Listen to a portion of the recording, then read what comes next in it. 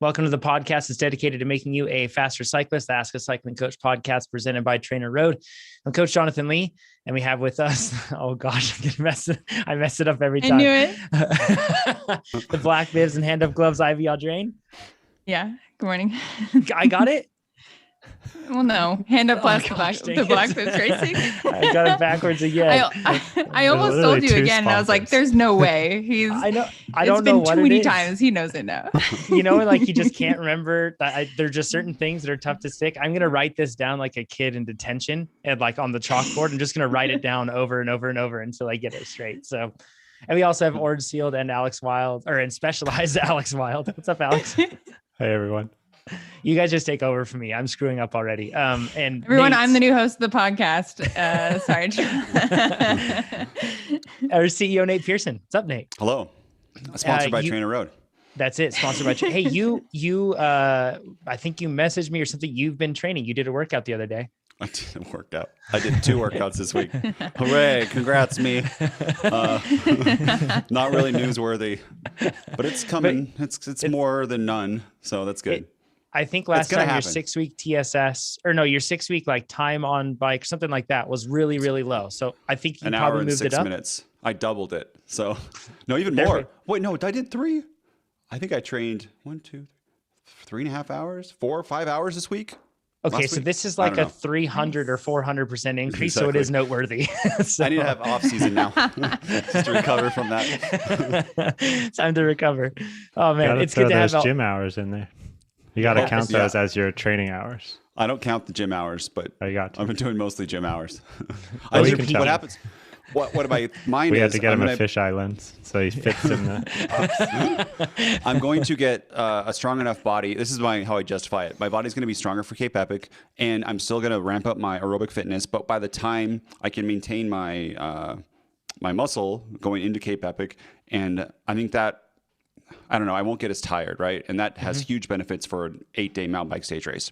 The other thing I noticed too, I was just thinking about this the other day, when I am stronger, riding the bike is so much more enjoyable on the road because I get so much less fatigued. Even, you don't think you really use it, but like after 2 or 3 hours on the bike, my back hurts and stuff. But when I'm stronger, it's just like I'm sitting in a chair and it doesn't hurt at all. You're talking like bodily fatigue, like neck, back, shoulders, all that's like triceps, stuff hands. In addition to your legs, right? Yeah, all that stuff. Yeah. So it's more, I don't know. Everyone should strength train. I agree. I think it's a great thing to do. A couple things right as we get into this adaptive training. It's 2,538 athletes currently in the beta as the time of this recording, and we are adding more to it regularly. So exciting stuff. We need a live ticker. Yeah, I know. I'll put it up behind me on the wall here. And you can sign up at trainerroad.com/AT. Just wanted to let people know too that are signed up for that. We're adding in people regularly, but we're adding people in strategically to be able to address specific things that we're working on within adaptive training, move forward beyond that and that sort of thing. So it's a strategic thing that we're adding in. It's not just randomized or anything like that. So if you've been signed up within there, we're adding a lot more people than we were before. We've accelerated that rate, as Nate said last week. So it's exciting. I've seen a bunch of you tagging me on Instagram saying that you got in and a happy day. And yes, it is a happy day. It's really exciting. So it's cool stuff. With that, let's just get into some questions. First one's from Eric. Eric says, the podcasts are great. Best 2 hours of listening I've come across in a long time. I'm 52 years old. I race XC Cat 2 and have dabbled in using TrainerRoad and my indoor trainer to get ready for races.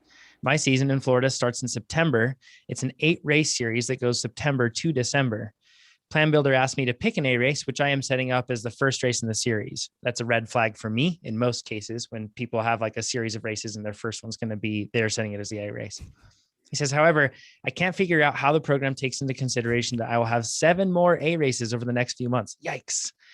He says, how can TrainerRoad be used to basically peak every other weekend for 3.5 months? And Eric says, P.S. I have so many other questions and look forward to wrapping my head around this kind of training. So thanks for sending it in, Eric. Cool thing here, John, is we have a couple pros who race lots, right? And they've had this kind of experience. Yeah. Ivy, can we start with you? Like, because people probably don't know, race road, race track, race cross. and then threw in mountain biking in addition to that. So like, how did you deal with this when you had races all the time, all around, like a year round, really? Oh, a depression. I used to be, I used to be so sad when I felt like I couldn't, like, I operated under a misconception that you could be like on your A game all the time, all year, or like place it in certain parts of your season to like, have more than one like A race within each season across like multiple seasons in a year. And that was dumb. And it like really kind of devastated me.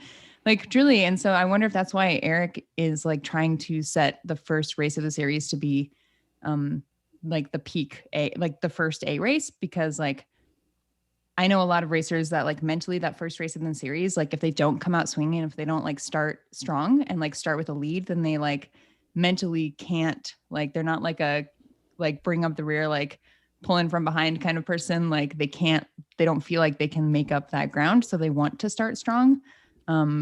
But ultimately you can't like,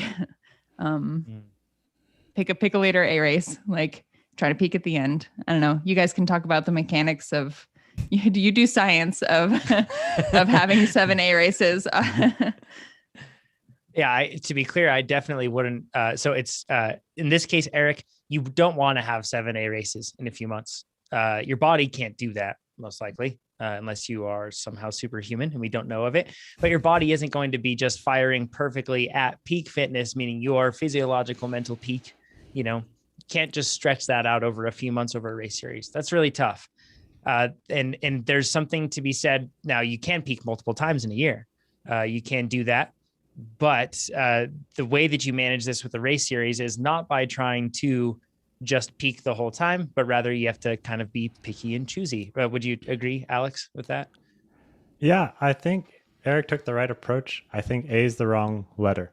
I think they're all B races. And I think people struggle with this, but you can truly only have like 2 to 3 A races a year, and they'd have to be pretty spread out for that to work, or back-to-back weekends where you just carry a peak through. I think we've talked about this before, but a peak truly in my mind is like you sacrifice fitness to perform on this one day. And I think the misconception for Eric here is that actually won't help you on the first one. So if you give up fitness to peak for this first race, and then you have these other 6 that are equally important to you, you actually gave up the fitness for that first one. So if you treat them all as a B, you could replace the interval workout on those weekends with that and kind of carry your fitness all the way through, then you're still operating at a high level. Another misconception is I think like the difference between peaking and a B race isn't as big as we'd like it to be. like we love to say like peaking, I'm just going to be this superhuman, double the power. Like it's not how it works. It's just like those extra few percentage points that you can get out of it. So I would treat them all as B races. And like for those weekends, I would swap my hard day with those races.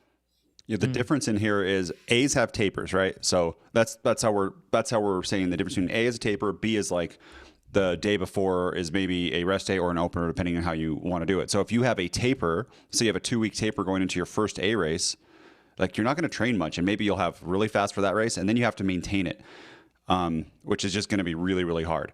So I think what Alex is saying is let's say it's every other week, your schedule might be, if you're racing on a Saturday, that Friday let's say Tuesday you might have a hard workout. Thursday, depending on how you feel, you might have a hard workout, and Friday could be a rest day or a opener, depending on what it is, or that could be shifted back one day. So like a Monday, Wednesday, Thursday off, Friday opener kind of thing. Saturday race, Sunday rest.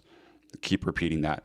And then on the weeks that you don't have it, where that race would be, I think I would typically see somebody do more of like a key workout, a bigger workout. They've had time to recover from their last race.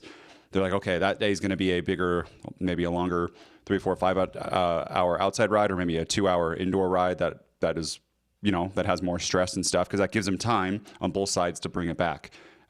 Inside of that, on those other days, you're probably going to be doing very like specialty type stuff. So if you are a mountain biker, you're going to be doing like on-off, maybe some anaerobic work, some VO2 max work, and you're going to keep those things high the whole time, and it's going to be pretty intense, but you're also not going to be wanting to increase your volume level during this time and like try to at the same time, like you're not going to want to be upping your fatigue over these few months in order to have like a recovery and then go into a new block, because you want to be fairly fresh for these races. If these were like C races where really the outcome had no meaning on you whatsoever, then you could be upping your fatigue the whole time and increasing and going up. And if you do really poorly in a race, it doesn't mess you up mentally, as Ivy said, which would be hard. Ivy, too, I want to talk more about that, as I think a lot of people get that. You mess up one race and then your confidence lacks. And really sometimes, especially in road racing, it's like 5 seconds that you mess up, right? That's the whole reason why your whole race outcome changed. And then you think you can't hang, or that you're in the wrong category, or that you need to change your training modality. Like 5 seconds of bad positioning means I need to throw out 9 months of training. I just need to do sprint training or something. You know what I mean? Just because of that. Do you have more to say about that, Ivy? Yeah, I mean, I think I've allowed it to like derail entire seasons before. Like one bad early race and being like, why? I'm like not cut out for it, man. Like, and I think that XC has kind of been like that for me too. Like, you guys are my friends, and I talk to you like behind the scenes about like how I feel about me and XC, like biologically. Like, it doesn't come naturally to me. And it's like, I think that's why I've never I hadn't leaned into it in like years prior, and like just like let myself enjoy it and like let myself try to, like take a crack at it, because like it's never been easy for me. And so like the years in the past that I had like tried to do a race and like got excited about maybe trying to do an XC season, and then would do my first race of the season and just get my teeth kicked in, and I let it, like I allowed myself to like not try anymore and like not do any more XC races that season. And so, yeah, I empathize with Eric with wanting to like dominate their local cross like series. Like that feels really good. But yeah, you have to like be gentle with yourself and like look at the big picture, that those early season like races when you're still building into it are just like part of the process, and like how good it feels to later in the season when you've come into it, like really start like stomping on people, like how good it feels. And like, it's hard to keep that in mind. Like, I know like it seems counterintuitive to like tell yourself when people are riding away from you, like that it's okay. And it's part of the process, but it really is. That Alex, can you share on that? Because you've had, you've talked about this, you've had frustrating results this year. And I kind of want to talk about how you plan to mentally rebound from that. Because that's I think a really important part of this whole process. When you have multiple races throughout the year, how do you mentally get back on track after having that bad result? Like what's your plan, Alex? Yeah. I don't think it's any secret that my results in Arkansas weren't exactly what I was striving for, and had my back injury come back. And I think mentally for me, I think Russell touched on this. He said his was like 15 or 30 minutes. Mine is a 24-hour pity party. So it's kind of just like give myself a day to just like, it is what it is. And, you're annoyed, life sucks. It's all that. And then it's kind of right back into planning mode for me. I have a strong trust in the process, and probably one of my biggest flaws is I probably enjoy training more than I do racing. So I think getting back into that groove is pretty easy for me, and just kind of, hitting the numbers, and I draw a lot of confidence from that. So it's like hitting workouts for me really helps me set up for that next race. But a big thing that I've switched over the years is that it's not really about a result for me. It's about execution, and like, I want to look back on the race and say, okay, I couldn't have done anything differently.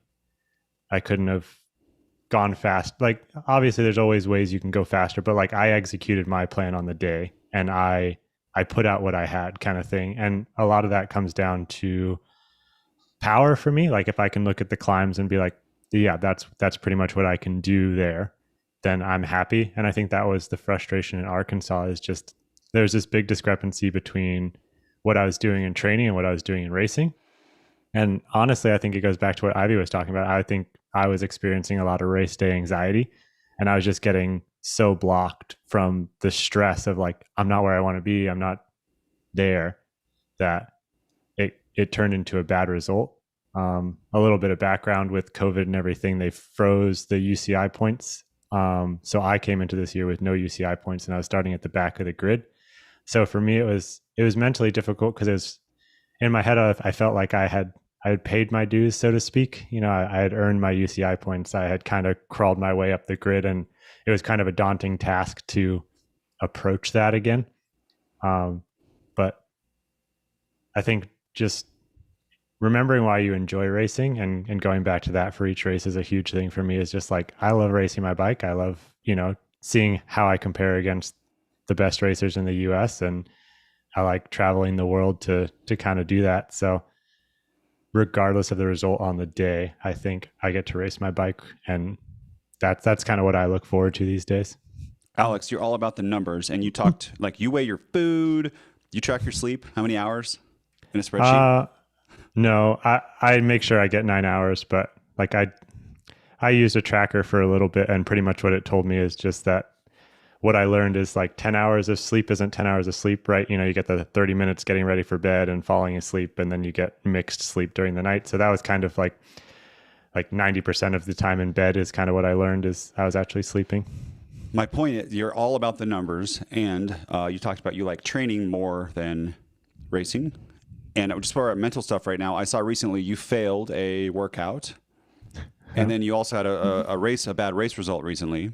Mm-hmm. I want to know, are those two connected at all? Did you try to up stuff because of the bad race? And two, what do you do as a professional when you do fail a workout like that and you've got numbers and you're so number driven? Because I know there are people listening to this. They fail a workout, the same thing with Ivy. Everything's got to change. Like am I really a cyclist anymore? Yeah, exactly.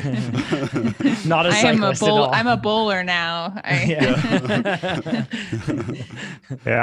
I try to be as open as I can. Like I posted this on Instagram, and I even tagged Ivy because I feel like I still have a ways to go on the spectrum of accepting failed workouts. I'll admit that. We did change a bit. We do kind of change as we go through each race. Like we address the weaknesses. One of the things we thought was a weakness for me was fatigue resistance. So we went to a 3-hour workout that was 6x6 at the beginning, and then an hour of tempo, and then it was 10 1-minute efforts at the end that weren't like max 1 minute. There's just, I think for me, it was just over 500. So something that's easy. Hard. Not max, super right, John? Easy. Yeah. 1 minute repeats at 500 after all Honestly, that. Alex, not sure why you're even doing those. So yeah. Surprised you. What I meant is just like you're kind of doing them in a fatigue state. I think by that point I was 2,500 calories deep. So it's teaching yourself like that last lap kind of thing. Like I think you guys call them race winners, is when you're super tired and you have to do like a 1 minute style effort. Mm-hmm. So we changed to do that, and we kind of progressed through it. We started with 1 time a week, and then we did that twice a week. And then I think I had a hunch, and then I talked to my coach about it. We were expecting me to hit a wall at some point, and we were just kind of trying to find those limits. So knowing that, whether or not my coach made it up to help me mentally or not, but knowing that I was kind of supposed to fail at some point. And I mean, I think everybody is, right? I think that's Ivy's point, is you're pushing up against your physical limits when you fail. So it's exciting in the fact that you've pushed yourself that far, and now if you recover, you're going to get all these gains from it. And I think that's the hardest part. I think all of us are really, really good at going hard and not so good at understanding that adaptation doesn't actually happen during those intervals. It's afterwards with the rest. And Nate, like we've been talking about a lot, with the proper nutrition, getting that protein in so that you're not cannibalizing muscle, and you're eating, right after, and getting those carbohydrates back. So I think trying to understand that it's not in the interval that you're making these gains has been big for me. I try to do it with science, because that's how my brain works. It's just zeros and ones. Binary system. Yeah. So we could talk seriously all episode on just this one question. There have been a lot of things that have been brought up. One thing I want to go back to, Alex, So this is something that I've faced, and I think a lot of us racers face. When you're in the race and you're not where you expect to be, you can get stuck in this recurring loop. And that recurring loop is you're not where you are. Why are you not there? And then that's like a reminder, and it's frustrating, and you're riding really hard and you're really tired. And then you say, and see, you're tired too, and you're still not where you need to be. And what happens is you kick yourself into a hole, and you can't really achieve. And I've thought a lot about this over the past couple of years, but I think that there's when the weight of your end goal ends up weighing so heavily on you, and it ends up dominating your focus and every part of you, you lose your effectiveness at making the key decisions that need to be made in the moment. So basically, like, a way to look at this is, if you have your end goal, and that end goal is to, for me personally, it's, be a national champion. That's what I want to do. But if in every race I'm just focused on being a national champion, and if I'm not in first place, that doesn't jive with being a national champion, right? So it's tough, and you can find yourself in a spot where instead of having confidence that you can reach your goal, you'd switch to hope, and you're just hoping that that goal can be achieved. But when you switch from confidence to hope, you get rid of all of the things that gave you confidence in the first place. And that's the fact that you are able to execute on all the small little decisions in training, in the different races that you've done before, that have brought you to the point where you're at. And it's really those small decisions when you're in the middle of a race that make all the difference. It's because you were so focused, you were able to move around that rider at the right time and get in front of them. You didn't miss that break when it was going up the road, or you realized that person was just, throwing out a foolish attack, so you didn't chase it down. It's all the little things. You recognize them when you're truly focused and living in the moment and focused on the decisions you have to make. And so if you find yourself in a race where you're disillusioned and you're disconnected from your goal and you're frustrated with yourself because you're not achieving and you're not where you want to be, quit thinking about the end goal and start just focusing on the small little things right in front of you. And once you start making those steps and doing the right thing, confidence starts to return, and you aren't relying on hope anymore. And it really helps. Now, in the middle of a race, it's so hard to turn that around. Like, it's very, very hard. And you see that with certain athletes. And those are those really cool performances that we see when an athlete seems to just be having a terrible day and somehow they pull through and they rally and they make it work. It's really tough, but at the very least, we can do it from race to race. And if you're going through a season, Eric, I know you're getting way more than you bargained for here. You're just asking about peaking, but if you're going through a season and you have these races, because in my opinion, Eric, you shouldn't try to peak for that first race. You should try to peak somewhere around 2/3, 3/4 of the way in. And then that way, or maybe a halfway in, something like that, depending on where those races are. And that way you can allow yourself to have these races where you make the right decisions to build confidence. And you're not so worried about the outcome, but you're just building confidence by making the right racing decisions, step by step by step. And by that time, when you get to the point where your fitness has arrived and your training is there, then you also have the execution chops to really make those right decisions and really achieve whatever the goal is. So it's a tough thing. And I think that, it affects people at the highest level of all sport, and also people at the lowest level of all sport, when weighty expectations of a BHAG, big, hairy, audacious goal, end up driving you further away from it. Nate, you're shaking your head no. Yes. I was just thinking of this as John is saying this, is you won a race this weekend, by the way, in Susanville. He's like, yep, sure did. Yes. Cross country mountain bike race. And all three of you are very high level racers, and all the stress you guys put on yourselves. And if you do bad in a race, I was like, man, that never happens to me. I'm just like happy to like be at the race and finish. And like, it's really, especially too, when I started in triathlons, like John's like, if you're not in first place, you're upset. And I'm like, I've never been in first place in my life or a second on like maybe like in a road race, but that it's like a peloton, right? Sure. Or you're just in first place for like a minute at the very end of the race, and that's it. Yeah. But it's just crazy. You guys first have place so could much. be 6th. It could be 10th. It could be like, what the point is, if you're not where you expect to be, that's the point, right? So it doesn't have to be first. Yeah, but it's more of the I don't even go in expecting. It's kind of what Alex said is I expect it. So when I did triathlons, I expected a certain wattage and I expected a certain pace plan for what I would do running and then nutrition. And I had no clue where that was going to put me inside against other people. And I really didn't care because it's really a race against yourself. In road races, like in a crit, I come in and expect like either I'm going to follow moves, I'm going to start a breakaway, or I'm going to like be at the end. And then that's easy. That's controllable. And then if someone beats me that's faster, if someone out sprints me or, I can't hang in the breakaway, I have like no problems with myself, which is nice. And I think it's probably because I'm doing this at a lower level and it's not that big of a deal. I don't have these high expectations of national. This is the mentality you want, Eric. Just so we're clear. This is probably that's why what we all successful. Strive for. Yeah, and what I mean by successful is I don't mean that Nate's not racing with Jan Frodeno, right? And he's not beating Keegan and that sort of thing. He's not racing with Alex Wild. But I think that even that Cat 5 to 2 in a year thing that we've did on YouTube with following all your races, you're very process oriented, very focused on making the small execution steps that you could to get to that bigger goal. But it was not about the pressure of that big goal. I think you exemplify it really well. Yeah, it's mostly annoying when you look back at the video and I did something that was not smart. It's just like annoying. I'm just like, ugh. It's like stubbing your toe. You're like, ah, but I don't go, I can't walk anymore. Maybe I should just be in a wheelchair for most of my life. So like, you should have recognized that.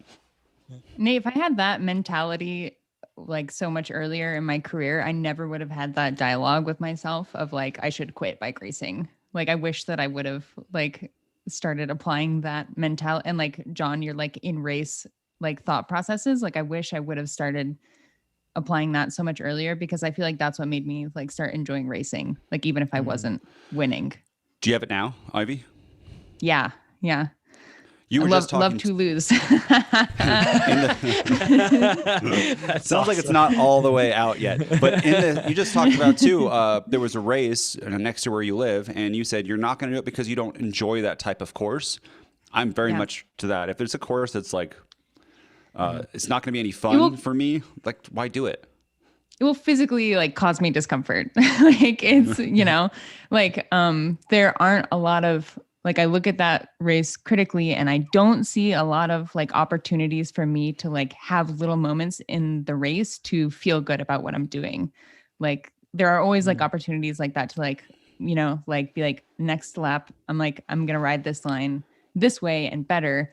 Like to me, this race is very much like uncomfortable, steep climb. And like the only way that I know that I will like feel good about it is to be like, next time I'll try to like make my back hurt a little more. Like, it's just not going to be, it's just not a good, like, I don't think that like sort of, could it be considered like toxic positivity to just be like, you can enjoy any race. And like, there are like, I don't think that should be like applied as a blanket statement. Like I know myself and I know like what I enjoy about racing and like what I'm good at. And like, this just isn't going to be one of those scenarios where I finish the race wherever and look back at it and be like, I like had a good time and like really grew as an athlete and like got to use some fitness, like in a way that makes sense to me. Like, it's just not one of those opportunities. So I'm not going to do it. I like it. That. A couple other questions here to round out Eric's question. Poor Eric. 2 hours later. Eric's got just a notebook full right now. Can we talk about maintaining fitness though? Like what you would do between races, like as you're getting, like Ivy with racing and traveling around and doing all that stuff. You're not trying to really like move the needle up usually in between these races. If you've got a series that's like racing every week, every other week, something like that, right? You're really not trying to make those big gains in between those races.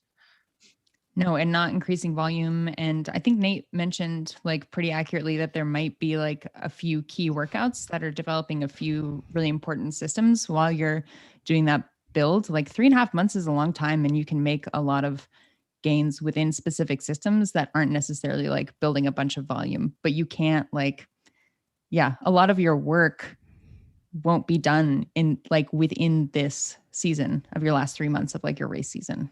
So Eric should be confident that like, if you're doing it right, you're doing a lot of the work beforehand. And Yep. Absolutely.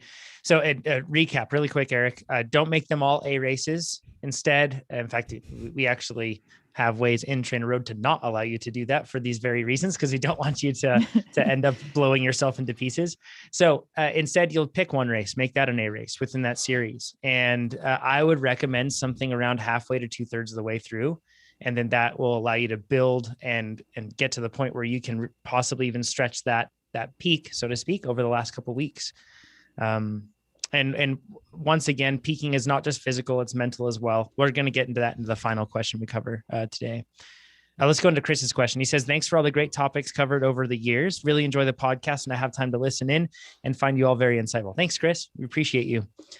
He says, my question is about fueling recovery rides. I've been trying to get my body composition where I'd like it to be by reducing my fat percentage. This typically means running a daily deficit of 400 to 500 calories a day. Yikes, that's a lot. As it stands, I'm finding it hard to eat enough clean, healthy food daily to hit my BMR intake of 1,650 calories. Adding on any additional cardio just exacerbates this situation. With that being said, I'm curious, on days I do active recovery rides of 60 to 90 minutes, what should I take in on the bike? Without a high demand, I don't feel like I've, and he says in quotes, earned the sugars yet. So I'm just trying to think ahead of the following day where I have more intense workouts. For the record, every day I do mobility and flexibility routines for about 30 minutes, as well as resistance training between 30 to 45 minutes, which is already burning calories. Any help would be appreciated, as I'm sure others have this same question. Chris is wrapped up into a bunch of knots here with this one. This is tricky. Nate, can you kick us off on this, just on your thoughts? Yeah, the first thing that comes out is the phrase, eat enough clean, healthy food. The idea that like food is clean or unclean is it's like associated with disorder eating in general, and the way of like earning sugars too. That's probably a great way that's not the way to think about food. And I would challenge, it's tough because you watch TikTok, which so one of us on the podcast watches a lot at Not sure who. Yeah. Like two of us, actually. I was just saying. Let's look at screen time. Yeah. I am over you. Johnny, TikTok too now?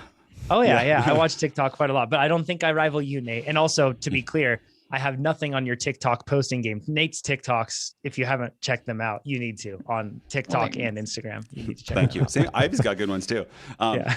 So what I'm trying to say is that in pop culture, there is a definite thread that talks about you need clean food. Like you got to have, if it has more than this many ingredients, you shouldn't be eating it. You should feel guilty. You cannot eat sugar or else it's going to, make you fat and give you metabolic disease, this sort of stuff. Yeah, exactly. That is poison. And research does not back up what they're saying, or they take, it's common stuff. They take a mechanism and then extrapolate it out to a result. And it just makes it for like a really hard life. But what I don't understand is, he says, as it stands, I'm finding it hard to eat enough, air quotes, clean, healthy food daily to hit my BMR intake of 1,650 calories. So, eating 650 calories is pretty easy of food. If it's air quotes clean or not, I don't understand how that could be hard. Like I've never had that problem where I can't eat 1,600 calories. I do that in a meal sometimes. Yeah, I had the same exact thought. I'm wondering, and I could be creating things, if Chris is attempting to cut out carbs is the only way that on these days is the only way that I could see 1650 being harder to achieve. But yeah, like Nate said, like if I walked through like a standard, like today, recovery day, like I have breakfast with 2 pieces of toast, 2 eggs, and a little bit of protein.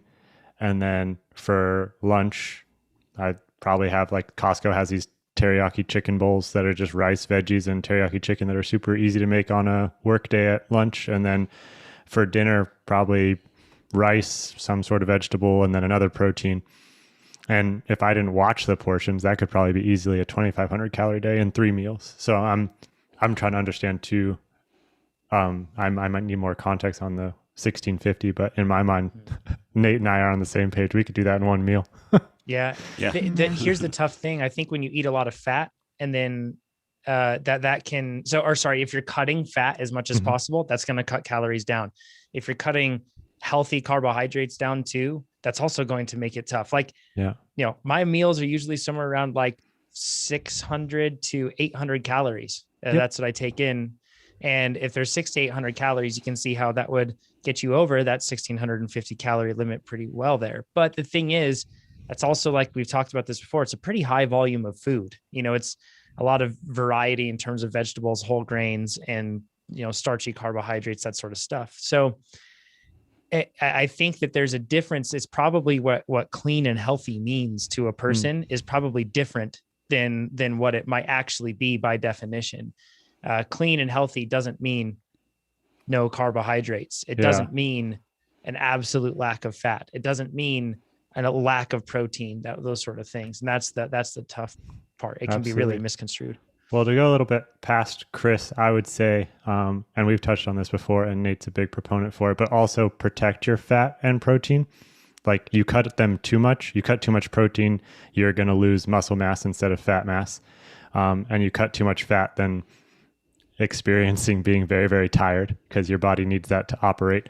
So I would be very careful on cutting those too deep. I think a standard approach would be, if you wanted to go macro, would be 1 gram per kilogram of body weight, maybe a little more for fat, and then close to 1.8 to 2 for protein. And then I never, even when I would cut weight, never cut it out of a recovery day. Like, choose those big days where it's like hard to eat 5,000 calories or 3,000 calories or 2,000 calories, and then chop it at the end of that day.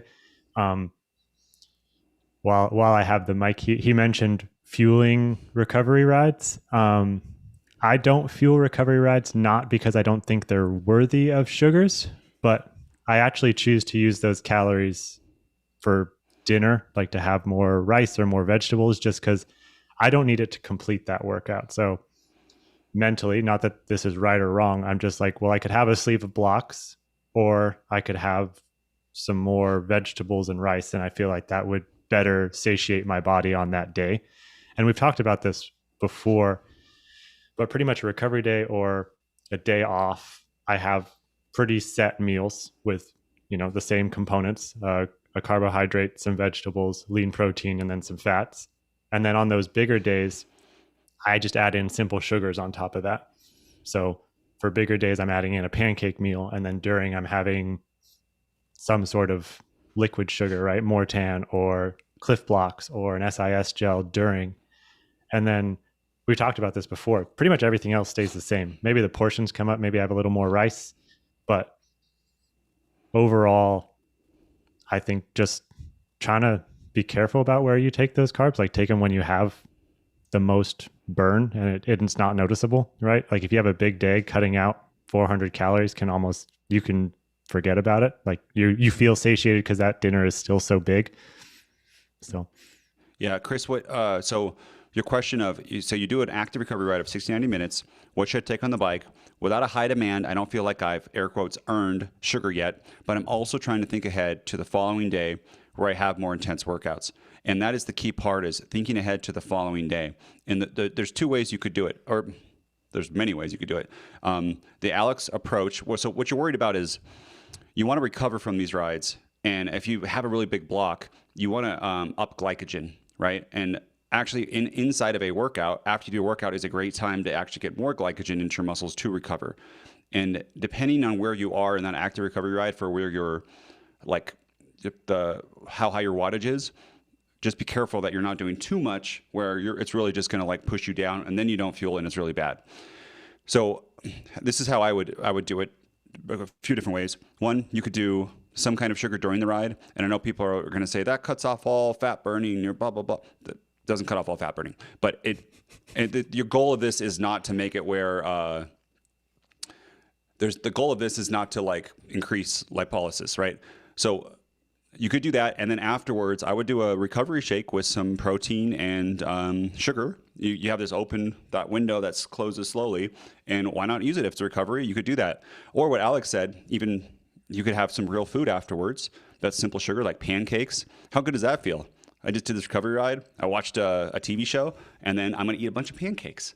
Like There that you sounds go. like a wonderful day, right? Watch Especially TikTok when eat pancake. This is why I don't eat Yeah, dude, oatmeal. I've done that, right? 90 minutes of TikTok, and you're just like, I need a Yes. button to like scroll up on the handlebars, because that's the only annoying thing is to reach over every time.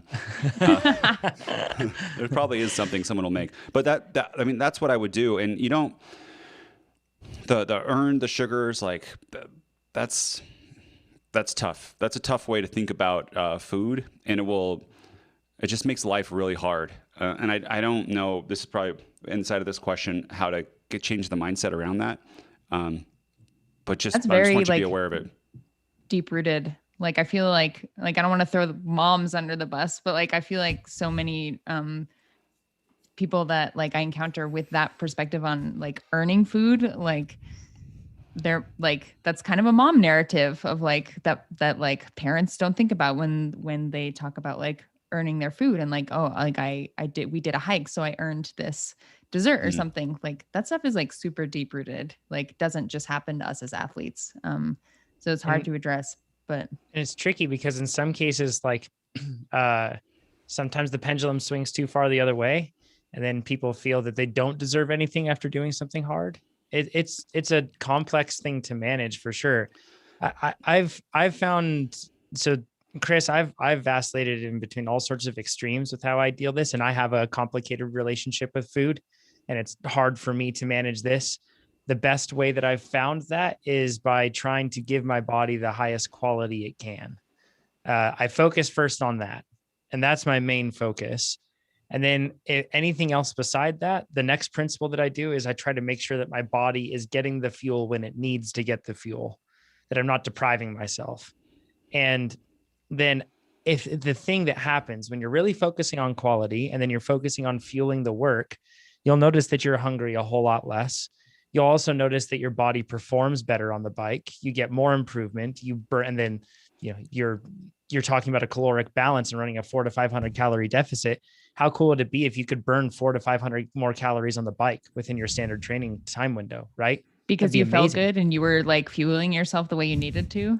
Wouldn't it like, be amazing? Especially in the context of like thinking ahead to the following days where they have more intense workouts. Like I would, challenge Chris to like look critically at what they eat on their rest day, or like how they fuel their recovery days before those intense workouts, and like see how much better those next days feel. Because I know for me, like nutrition has like a few day effect. Like if I mess up and I eat half as much as I should, it takes me like 2 to 3 days to like start feeling good again. Absolutely. Same. And we all do these long rides too, right? So like, I want to talk about his deficit in particular here and focus on that. So I'm pretty strongly against running those deficits in most cases. Now, there's an episode of the Successful Athletes podcast that you can look up with Jesse Fortson, one of our awesome copywriters here. Jesse he, in his own words, had an extreme case where he needed to lose a lot of weight. And we're talking hundreds of pounds that he was able to lose. That's different than talking about athletes that most of us, most athletes, if you're listening to this right now, yes, sure, you could say we all have a little bit to lose, but at the same time, you're probably a reasonably healthy person and you're training on a bike. You're not a normal person, and you're probably close to where you need to be or already are where you need to be. So as a result, with all of this in mind, running a 400 to 500 calorie deficit is going to be, that's hard. Like you are going to feel that. That's going to have an impact on energy levels, your ability to perform on the bike. And I would challenge you, Chris, instead of thinking about creating that 400 to 500 calorie deficit through not fueling your body and not, nourishing yourself, instead think, how can I get to a point where I can burn 400 to 500 more calories on the bike? And the answer with that is making yourself more capable of doing more work. And to do that, you have to nourish yourself. So more nourishment allows you to train harder, train more. And then that allows you to then get to a point where you can maintain what you want to maintain, but you don't have to do it by driving or by starving yourself. Instead, it's just by doing more work. I want to say to something John's focused. He used the word like he has to eat quality food a whole bunch of times. And I want to make sure that's not, that's kind of close to clean. But Chris, it's more of the, this is scientific, healthy diet. Eat fibrous vegetables, eat that during the day. And there's a point, I forget the exact amount, but it's not more is better, like linearly for how healthy you are. There's a point where if you eat enough fibrous vegetables each day, more is not better. And like, broccoli, Brussels sprouts, these sort of things. You do that, you eat fruits too, and you get some healthy fat. And then you get your two grams of protein per kilogram of body weight per day. You do that, whatever else you do, as far as science says, does not impact your health. If you eat some Snickers afterwards, or you like some gummy bears and that sort of stuff, it's like you get your base foundation down of eating. And then if you're riding your bike and you do a whole bunch of sports drink, your health outcome doesn't change relative than if you just ate like broccoli the whole time on the bike. Your probably health outcome would be better because you're feeling better, right? Inside of that. So if you get your base down, it's great. Then you can eat to hunger. Another thing, Chris, it's very interesting. You talk about reducing your percent of body fat rather than losing weight. And man, I've been doing this, and my body composition has improved a bunch while I haven't lost weight. I think I've actually gained weight, but my body fat's gone down. And for anybody who wants to do this, you're not concerned about weight, you add weight training to it. And you can not be in a caloric deficit, and you can switch your body comp. So you don't turn fat to muscle, but you lose fat and you gain or maintain muscle because of the protein intake that you're doing. And what happens is your body just looks a lot better, like relative to, Western pop culture. And you're fitter and you're stronger and you can do more stuff. And that's a real fun way to live, because you're not hungry. Like, you eat to being full, and you lift weights, and you get, your abs show more. It's really cool. So I would also recommend doing that. It's not a bad way to live at all. And then you don't have to be in a caloric deficit for that to happen. Remember, we did this with the DEXA. Remember when I did it in a caloric deficit too, where I lost 7 pounds of body fat and then gained 4 pounds of muscle. And the scale had me lose 3 pounds, but that was a big, I don't know if you remember, John, but I felt like I looked different.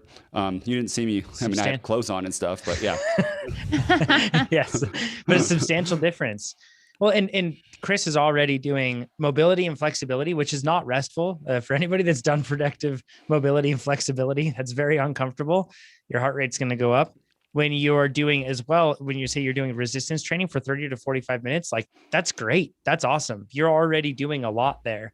So don't focus on in my personal advice here, Chris, not a scientist, not a doctor, neither of those things. But the one thing that I will say is, don't focus on your 1,650 calories. Like, don't worry about that. Instead, you're already doing a ton of activity. Give your body the benefit of the doubt. Give your body the fuel that it needs.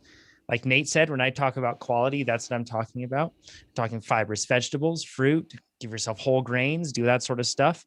You'll really start to enjoy the cool variety of food that you eat as well. I like to make sure I have a lot of color in my bowl, and it's cool. So once you do that and fuel yourself, I think it's a much more sustainable approach, because Chris, like you're saying, it's hard.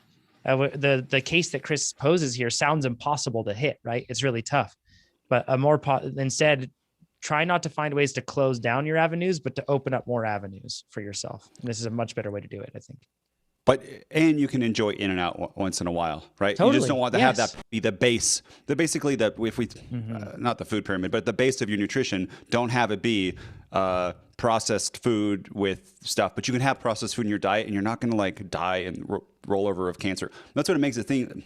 That's what pop culture makes you think. Like, if I eat 2 wheat thins during the day, I'm going to end up living 5 years less or something. Like, I'm not going to be able to function because I ate processed food, which is like, prove it. It's not the case.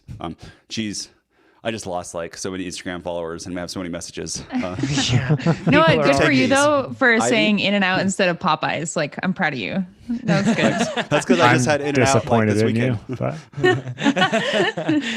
I thought we were on the same page, Nate. I thought we were Team Popeyes, but Team Popeyes. We have some great discussion going on in the live chat as well. So if you're listening to this, you can join us on YouTube. Usually it's live every Thursday at 8 a.m. Pacific, or it premieres at that time. And you can jump in there in the live chat and share some thoughts too. Alex, do you have something else to say on this too? Yeah, I just wanted to wrap it up with kind of how I've approached like that negative relationship with food is I've put a big focus on enjoying food. And I'll probably get a lot of hate for this, but that is why I don't eat oatmeal. I absolutely hate oatmeal. And I feel like there's this like view, right? Like if I'm enjoying food, then there's something bad in it. And I think that's really kind of what I tried to get around with, like Nate was talking about it with the pancakes, but it's like I have pancakes before a workout because I love pancakes. And if I'm going to go freaking slash myself for 3 hours, like I'm not going to suffer through oatmeal and then go suffer through this 3-hour interval workout. Like I'm going to get pancakes, which are going to fuel me the same way, and then be excited and fueled for this workout. And I've kind of tried to take that approach everywhere. I've always struggled with this when traveling because I've never been able to figure out what Jen puts on vegetables that makes them taste so good.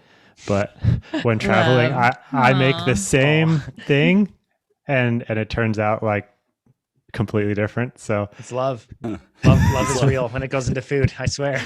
Yes. Sprinkle it on. Salve. Yeah. So just really trying to like, and I think like Nate's done it with like the air fryer, something that's easy to make and taste good. Like if you can do that to vegetables, like score. I think that's a big thing, right? Like we all reach for Oreos because they taste good, and there's nothing wrong with Oreos, but again, they can't be the base of your food pyramid. So trying to make other things as enjoyable and desirable as that. I've got a new tip. I'm not going to do a video on, maybe I will, but so take your Brussels sprouts, half Brussels sprouts, you could buy them fresh or frozen, and then you put in the air fryer and you spray them. I was laughing. You spray them for a second with avocado oil, and then you fry them up for a while until they start to get really brown and crispy. And then at the store, you can buy a balsamic reduction that's already done. Then you put that over it. You mix it up some more. You fry it a little bit longer. And then I bought slivered almonds. When you put it in a bowl and you put slivered almonds on it, and the balsamic where it's crispy, the air fryer with the avocado in the almond, that is delicious. For like health, like for that, when we talk about that base of health period, that's hitting a whole bunch of stuff. Right. And it tastes delicious and it's dead simple to make. That is a great thing to do. And I actually like look forward to that. It's not I have to eat Brussels sprouts. It's like, ooh, I get caramelized, like balsamic gooey stuff with a little bit of like avocado crunch on it. How good does that sound? See, that's a nutritional win right there. If you can make vegetables exciting, like kudos. Yeah. I just want to know the fundamental difference between an air fryer and a toaster oven.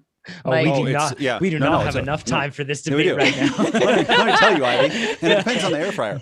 But so air fryer is closer to a convection oven, but the amount of air in it, the air is the fan in it is so much more that it dries out the food. And when you fry something, that's actually what's happening when you fry something in oil, is the outside's getting dried out, and that's where you get the crunchiness.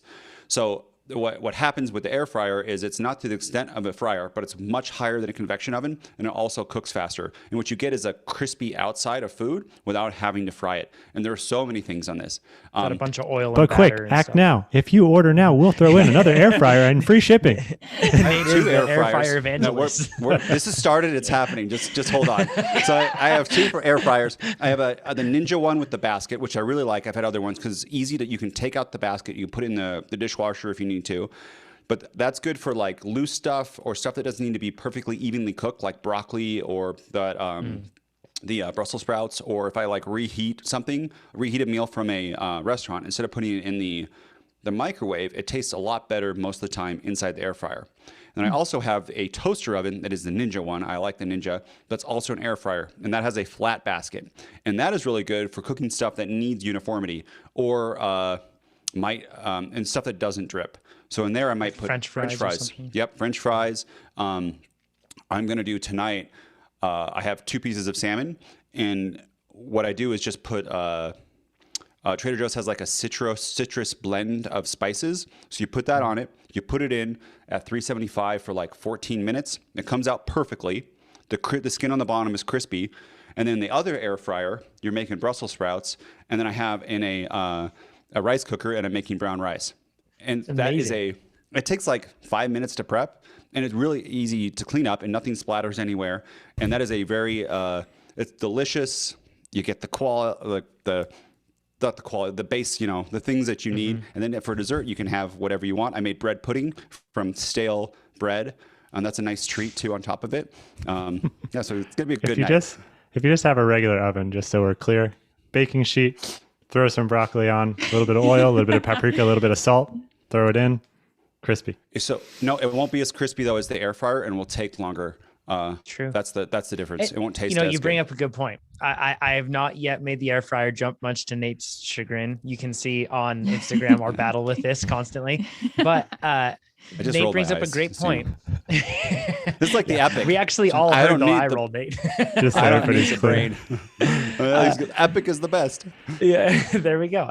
The thing is, Nate's always right. I'm just a lot slower to arrive at it. That's the thing I'm learning. But the thing about this that's really important, and we're going to go into rapid fire after this. But the thing about it that's, it won't be rapid. We're staying on this. The thing that's important with this is if you have a long, drawn out process, that's going to discourage you from cooking that sort of food. If you have something where the food is subpar or difficult to prepare, that's going to stop or discourage you from making it. If you have this kitchen gadget that expedites everything, makes it taste really good, does all that stuff, I'm going to contradict myself. I don't know why you would not own it, right? So it's really helpful if you can afford such things. It can be really helpful because it makes easy wins for nutrition a lot easier. So it's, helps those healthy choices. Don't put all the pressure on yourself, in other words, to have to shop correctly, buy all the very fresh vegetables only, chop them up, store them properly, meal prep for 17 hours on one day. It's like you can either make it hard or easy on yourself, right? There's very little study that show that frozen vegetables are any worse for you, just so we're all clear. I think it's actually better. A lot of times there's more nutrients in frozen berries and vegetables than ones that are fresh, because they get like air quotes locked in when they freeze it, rather than sitting. It depends on what it is. There's actually some canned stuff too that's higher than fresh stuff, which is crazy, but it's individual. You can look it up, and it's individual. Lower temperatures to slow down the atoms so the atoms don't react with one another. There's nerdy Alex. If you have two air fryers, put them on. Sorry, no, John, we're staying here. Two air fryers. Put them on two different circuits in your kitchen, because so many times you trip it. Yeah, at least in the U.S. with our electric stuff. So you got to put it on two different ones. But having two air fryers cooking two different things on food at the same time, it's so easy. And then again, rice is super easy. And then I can never say this word. What's the Greek tzatziki sauce? Is that how you say it? Yeah, tzatziki. Yeah. So you can get like Trader Joe's has this, or other places. You get like a dill cucumber tzatziki sauce. So I just made that. You have the Brussels sprouts, you have the brown rice, and you have the salmon. So the salmon comes out, and then all you gotta do is put a spoon in it and put it on top, and you've got tzatziki salmon with balsamic Brussels sprouts with almond and brown rice that you can then mix it in. Mine is blown.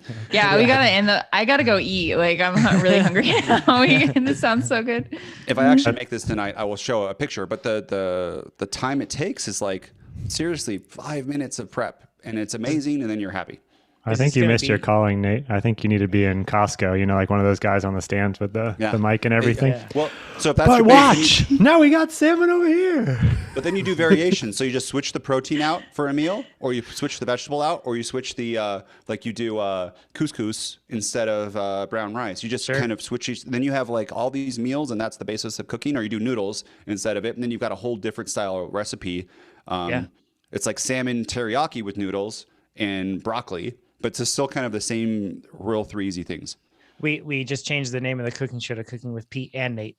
So that's, it's going to happen. Cuisinart, if you're listening and want to get into cycling, we're here for you. No it's sponsors nice to on this find your podcast. passion. Yes. That's nice. Chris says, which do you prefer, 500 or 750 milliliter bottles? Those 500 are like the short cycling bottles, the ones that you typically see on Pro Tour riders. 750s are the taller ones. 500. Yeah. Go ahead, Ivy. Big. 750. Ivy just did a thumbs up. That's it. Does not work. No. Yes. So the answer is yes.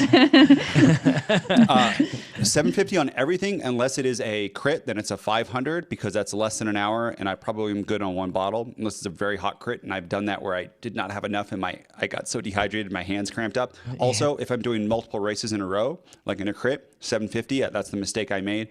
But a lot of times a crit, actually, I do no bottles, and I take my bottle cages off because I Because arrow. Because 40 grams is going to make or break the flat crit. It's arrow. It's the arrow. It's the 5 watts of arrowness that I don't want to lose. Your Venge is more faster with bottles on it?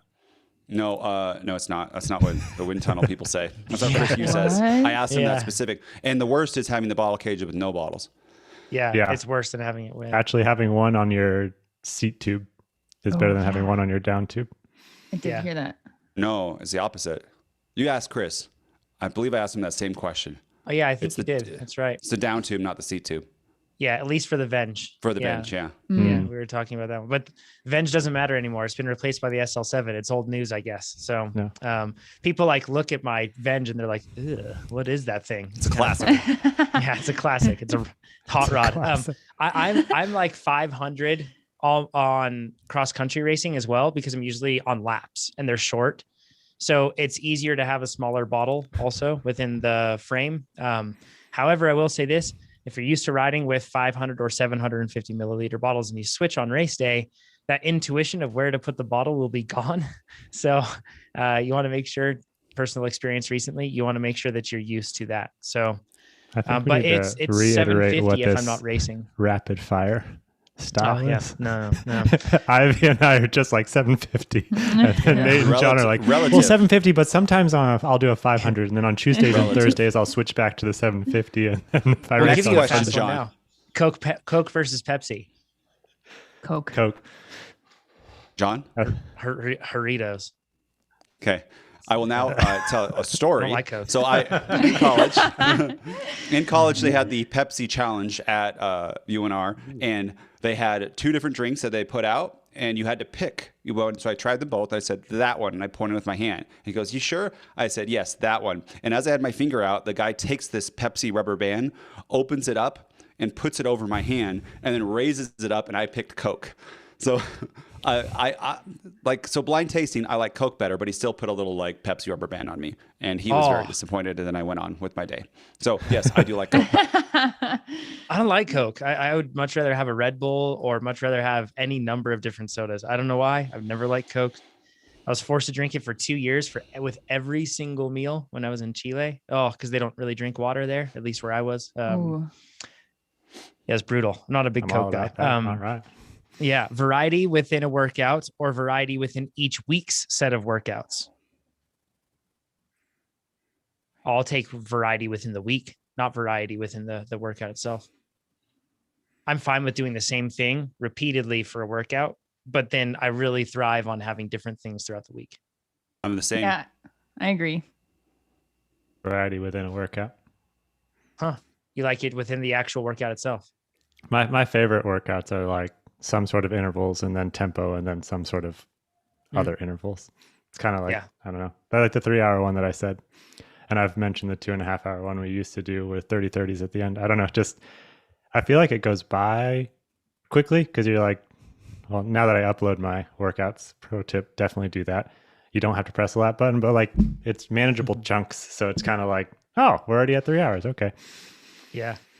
That's because he does 3-hour workouts. Yeah. An hour workout? Yeah. It's like, I don't need that much variety. 10 minutes of this, 10 minutes of that. Yeah. Messing around. Okay. Next one, no beer or no coffee. You have to pick which one you have to go without. This one's super easy for me. No and no. No beer for me.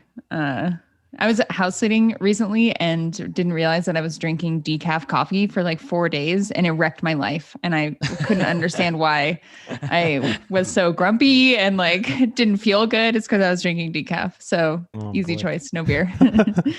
Yeah, no beer. Yeah, no beer. Yeah. I mean, that wouldn't change my life at all, but. Which sport would you be best at that isn't cycling? And mentioned on here, he says Amber can't say swimming, but Amber's not with us today. I'll say swimming in her place. I think I would be a good swimmer. My dad growing up wanted me to be a swimmer. He just thought that I was built for it. I have a super long torso and tiny little legs and broad shoulders. So he thought I was made to be a swimmer. Huh. I actually played college volleyball. So before I started racing bikes, so volleyball. What did you like? So in volleyball, I know I don't know anything about how volleyball works, but sometimes I've seen like players like rotate or switch. Mm-hmm. Did you play a specific position Like, and did you focus on that within volleyball? Yes, everyone plays. Well, you can sometimes be like a specialist that plays multiple positions, but that's not very common. Some players that are good at both offense and defense don't switch out. They play all the way around the court. I was a right side hitter. And when you're a right side hitter, oftentimes the right side position in the back row is the setter. So I switched and didn't play defense. Yeah. So were you spiking the ball over the net? Yeah. That was going to be That's my pretty bet sweet. too. It's, Yeah. Ivy, how pretty tall are you? Ivy played the net. I'm like between 5'9" and 5'10". Yeah. And Oh, back that's in the day, the I had like position to a be. 26-inch vertical. I was a freak. Whoa. Like, yeah. It was fun. I was a very different type of athlete back in the day, which also makes sense why like my introduction to cycling was so difficult. Like I was not an endurance athlete whatsoever. Like it was really bad. That vertical is impressive. I bet my vertical is probably like 4 or 5 inches. 5 inches. Yeah. Nate, how about you? Curling, probably. Like fun. which curls for the girls sort of curling, like with Oh, weights the little or, ice or thing. like the brooms on the ice. Yeah. Nate, I would was you pretty good be at the guy billiards. that pushes the stone, or would you be the person sweeping? I'd probably push the stone because it's a little less work. Okay. What did I do? Oh, I used to shoot in high school, so I would do marksmanship. I know it's like the only sport in the world that you're supposed to not move, but I was pretty good at that. And I don't know, pool, billiards. That's a sport. I think it's tough. I don't think I'd be good at any sport because I'm not very coordinated.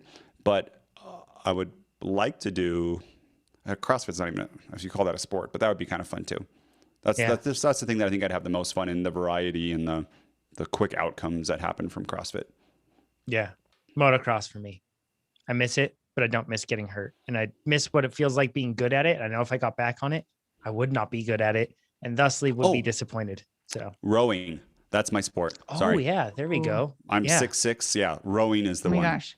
I You've love been the building erg in the gym at the winter in the yeah. rowing on the erg. It's awesome. Trainer Yeah. row. That's it. Speaking of, actually, one thing really quick, good luck to all of you listening to this that are racing unbound gravel. We know lots of you are doing that.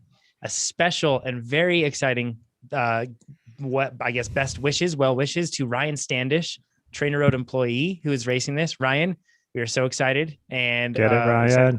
Excited to hear how you do. Go out and have fun. We know you always do that. We'll be You do a watching great the job live with that. stream, Ryan. Yes. And I also have a within that, prediction. good luck. Go ahead. Yes, because this is what tied me to. I'm sure you're talking about the same exact thing, Nate. I heard rowing and then I thought of this. Nate, go ahead. Yeah, we're on the same page. Yeah, so we've talked about him before. Brendan Wirtz. I used to race with this dude, junior Olympic.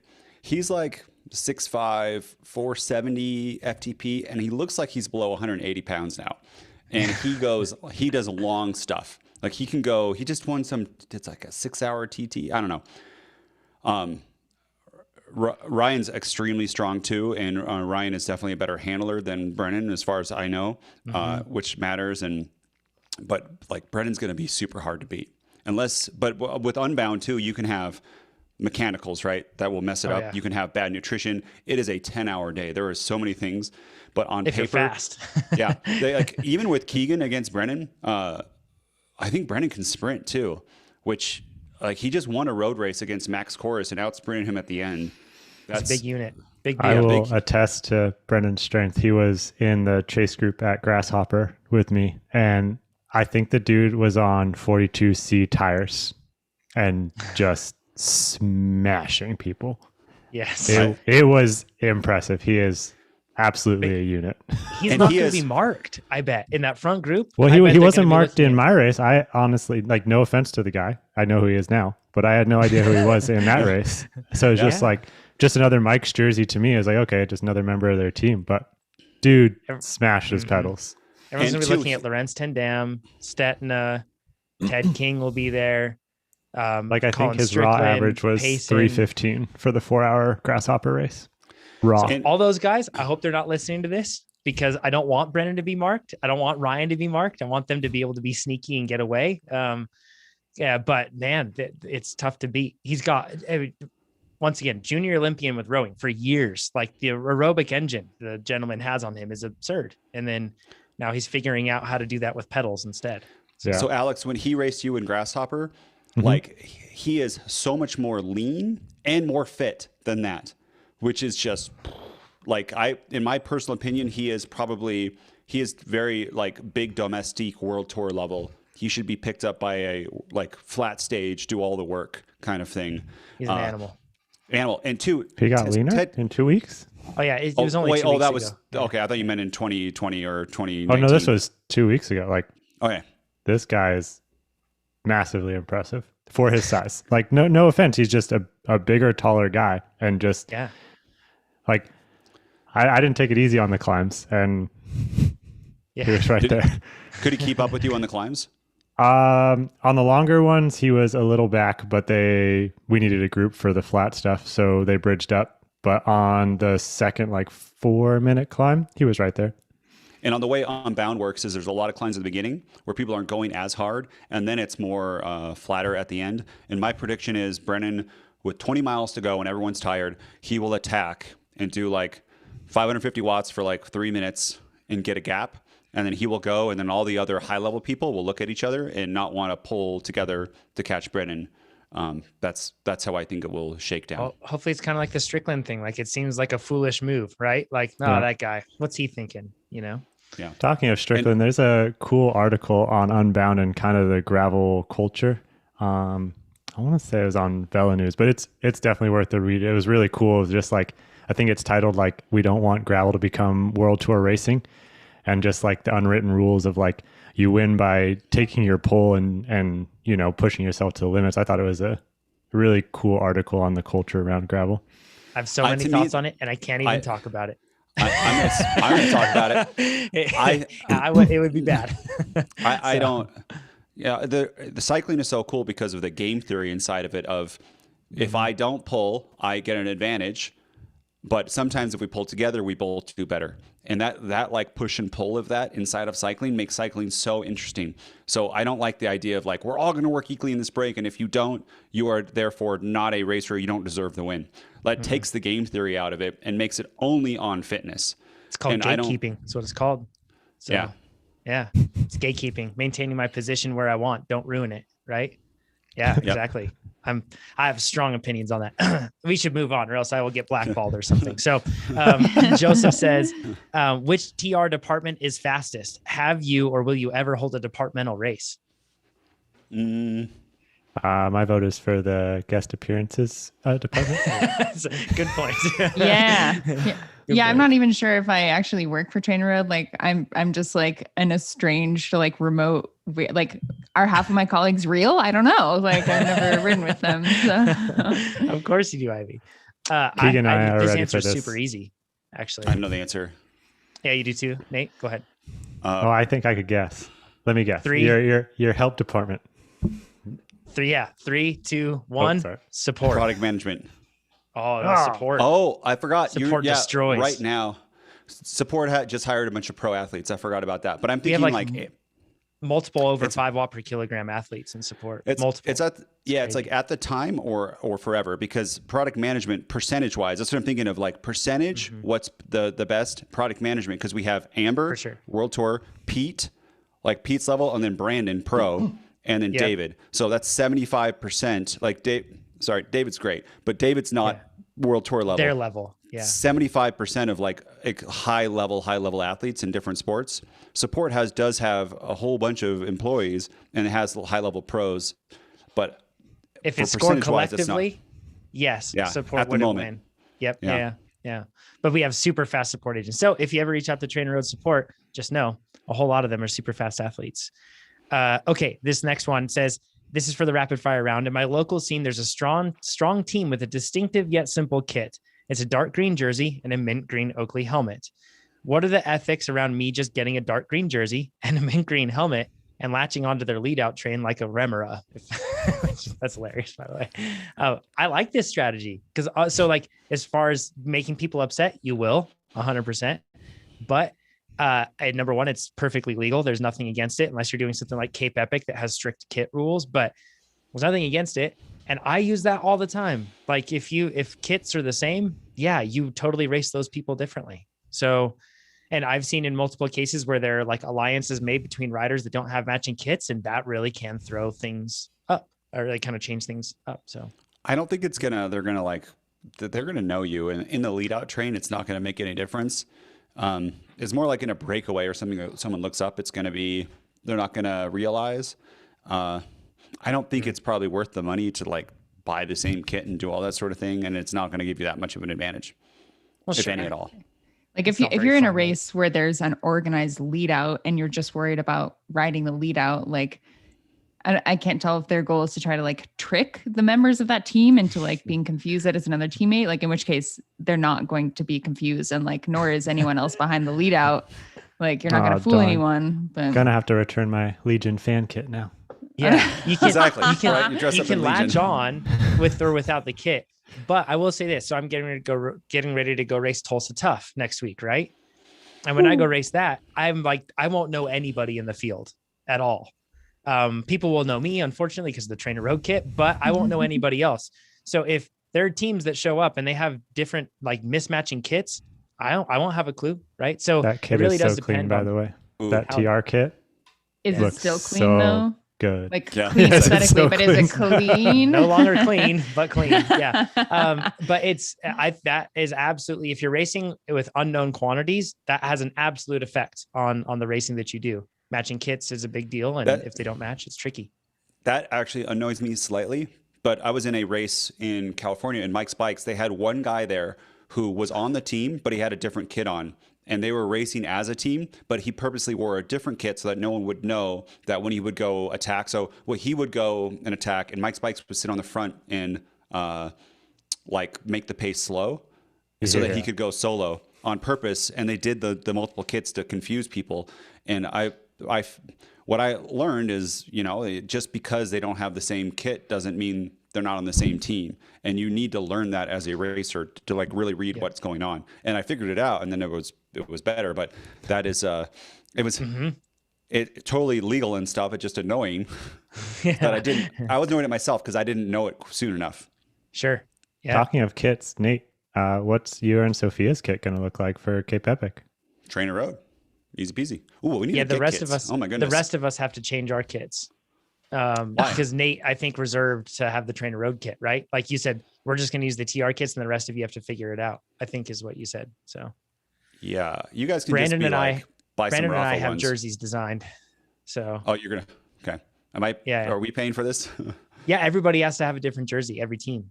So I know, but that's not the question I asked. I mean, yeah. Yes. I could just get the Rafa kits. So you could just be black on black. I think that's what I'll design your kit. It's going to be black with no complete. No, actually, I want you guys to do well.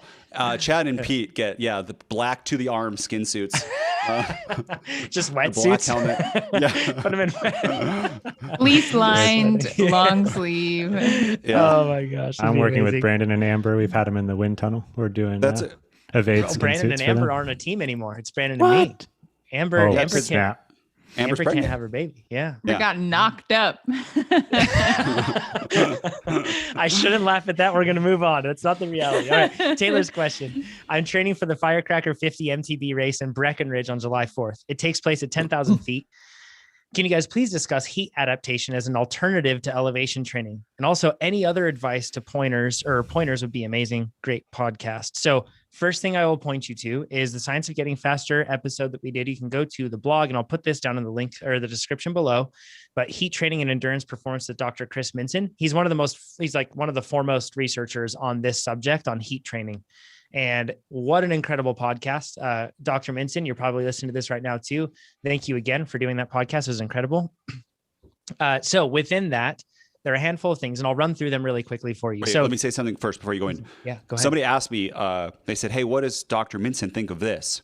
And you can ask him. He responds.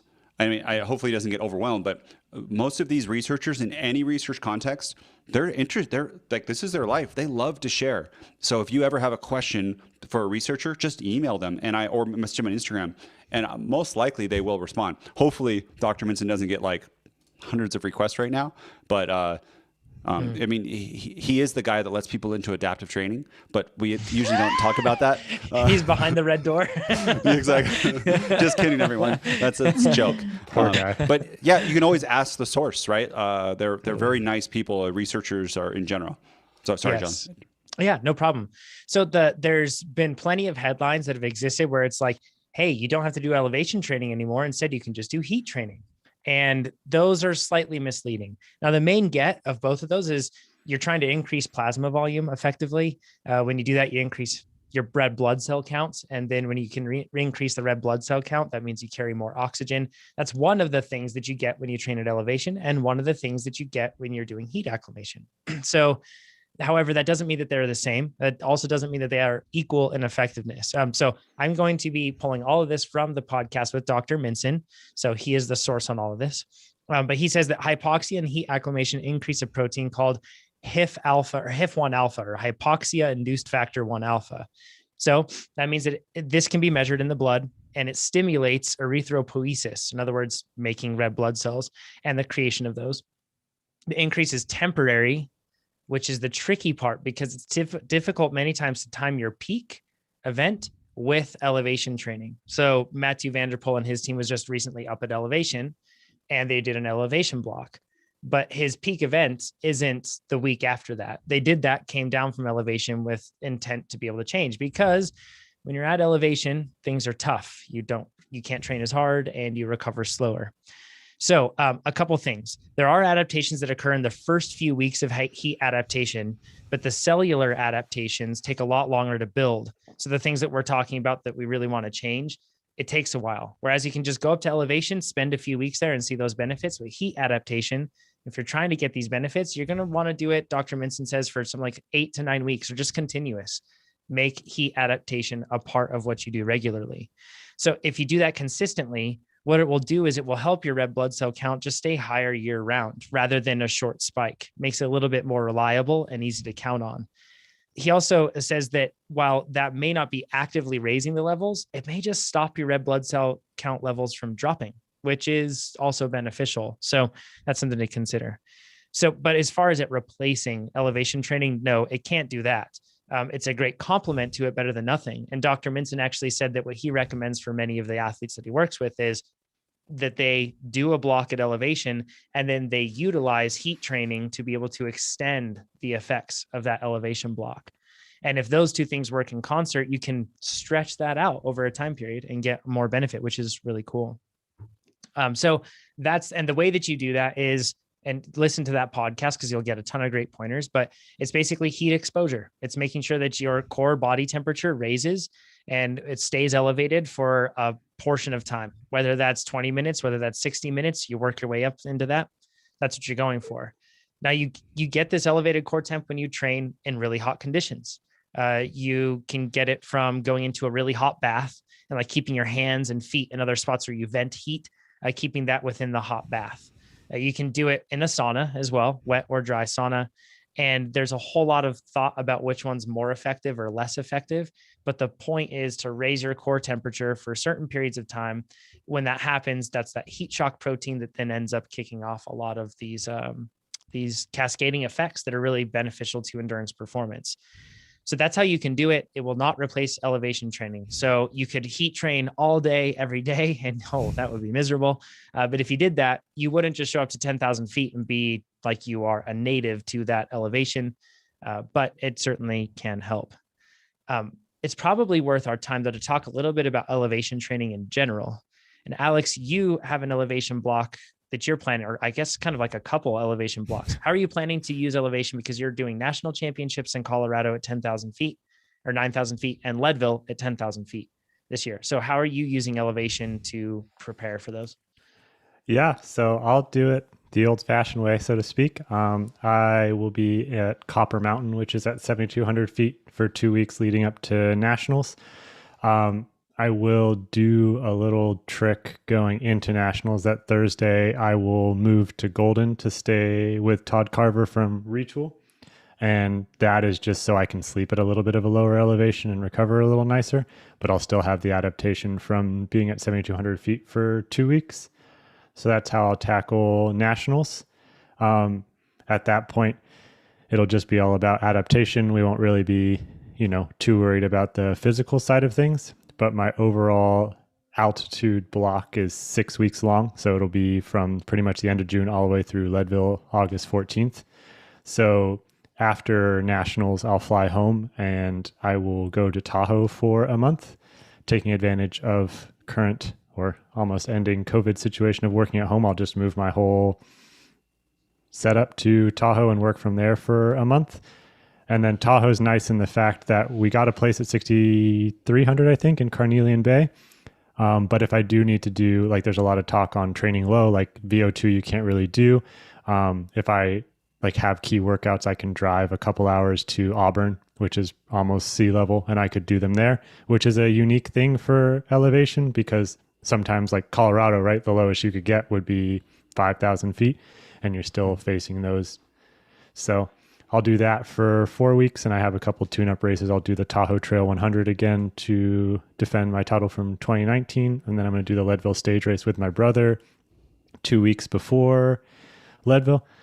He's a little terrified of riding 100 miles at 10,000 feet, but we just got him set up on an Epic Evo, so we'll set that up in XC mode for him. And then August 14th is the big show in Leadville. So there's in Ivy, I don't know if you have thoughts on this too with doing any sort of heat training and that sort of prep, because you actually used to do those early season races down in Australia. How did you manage that and prep for those? With saunas, for like a month or two prior. And I thought that it was great. Like I had great success with it because I'm normally very sensitive to heat. Like, even like 75 or 80 degree road races would get like chills, like really bad, scary stuff, like really sensitive to heat. And I felt like it really worked for me, but I don't think that, as you mentioned, like heat training and acclimation is equitable to elevation gains or elevation training. But I will say that my experience in an altitude tent is that I didn't like it. It's not good. If you have a partner, it'll wreck your life. Like, I don't recommend it. I stuck my partner and my dog in the altitude tent. Oh, poor dog. Really? We're still getting married in October, so I mean. Oh my gosh. It's still lasting. Yeah. Nate, do you have any thoughts on this, the heat training thing in relation to elevation training? Nope. Cool. But I do have thoughts about air fryers if you want to. Nope. Act now. Okay. So I want to talk about sleeping high versus training high, sleeping low versus training low, that whole thing. So, because a lot of people ask questions about this, it also gets very confusing because people start talking about sleeping low in terms of like not eating a lot of glycogen or like carbs before you go to bed. So we're not talking about that. We're talking about actual elevation here on sleeping and training. So if you sleep low or you sleep at a low elevation, it won't raise your red blood cell count like when you are sleeping high, but it does allow for a lot better recovery. If you sleep high, it raises your red blood cell count, but it comes at the cost of recovery. And I don't know if anybody's listened to this, if you've stayed at elevation, some people notice it really quickly. Some people notice it after a few days. Last year, I think that we stayed 5 nights at national championships. Oh, that 5th night, it was like every night my sleep was getting worse and worse and worse. And that's up at 9,000 feet. It took quite a toll. Yeah, Alex. You may know more about this than I do. I don't have science, just my experience. That recovery piece is just during the acclimatization period, correct? And obviously Correct. There's a certain elevation in which you can't really adjust to, like sleeping at Leadville, I don't feel like will ever be fun. Yeah. Maybe that's just because I was born at sea level and I spent my life here, but it's just during that like 10 to 14 days of acclimatizing as your body's trying to build more red blood cells, and then you're still trying to tell it to do VO2 workouts and such. Correct. That You'll is probably true. notice less of that impact to it. It'll just become normal. So 'Cause- now, yeah, go ahead. I was just going to say, like where you are in Reno, some people would have this, but I'm assuming you two sleep like a baby. Well, Nate, maybe not from what I've heard, but he has systems. Yes, he has systems for his sleep. Speaking of now- which, Yeah, please, Nate. yeah, Keegan is going Don't to talk about air fryers. do Leadville. Just sleep. Keegan is going to do Leadville. He's signed up for it, and Cool. I just shipped him our altitude generator and tent. He's going to Look at go. you. He's going. Do you know that, John? That I didn't we know shipped that about to the him? altitude. Yep. No. So Yeah. he has an altitude tent. He's going to start doing it. And you might not have enough time at altitude sleeping, like to really get the red blood cell generation. I totally fell off this, but I wanted to do. I never hooked it up. I'm going through family changes, so I haven't hooked it up. But my idea is to hook the altitude tent up to my CPAP, so I can just sleep with it on my mask. And then I was even thinking about sealing this office room to be able to like do it, but it was going to be like Gosh. $40,000, and 40,000 was too much to do that. Interesting note though, someone did steal our AC unit, so I feel like somebody wanted me to do heat training inside my office. It was Dr. Minson. Yeah, he just is like, let's take this AC unit in the Reno summer. But that's Yeah. all I have to say about elevation heat. Training. If you train low, it doesn't raise red blood cell count like when you're training high.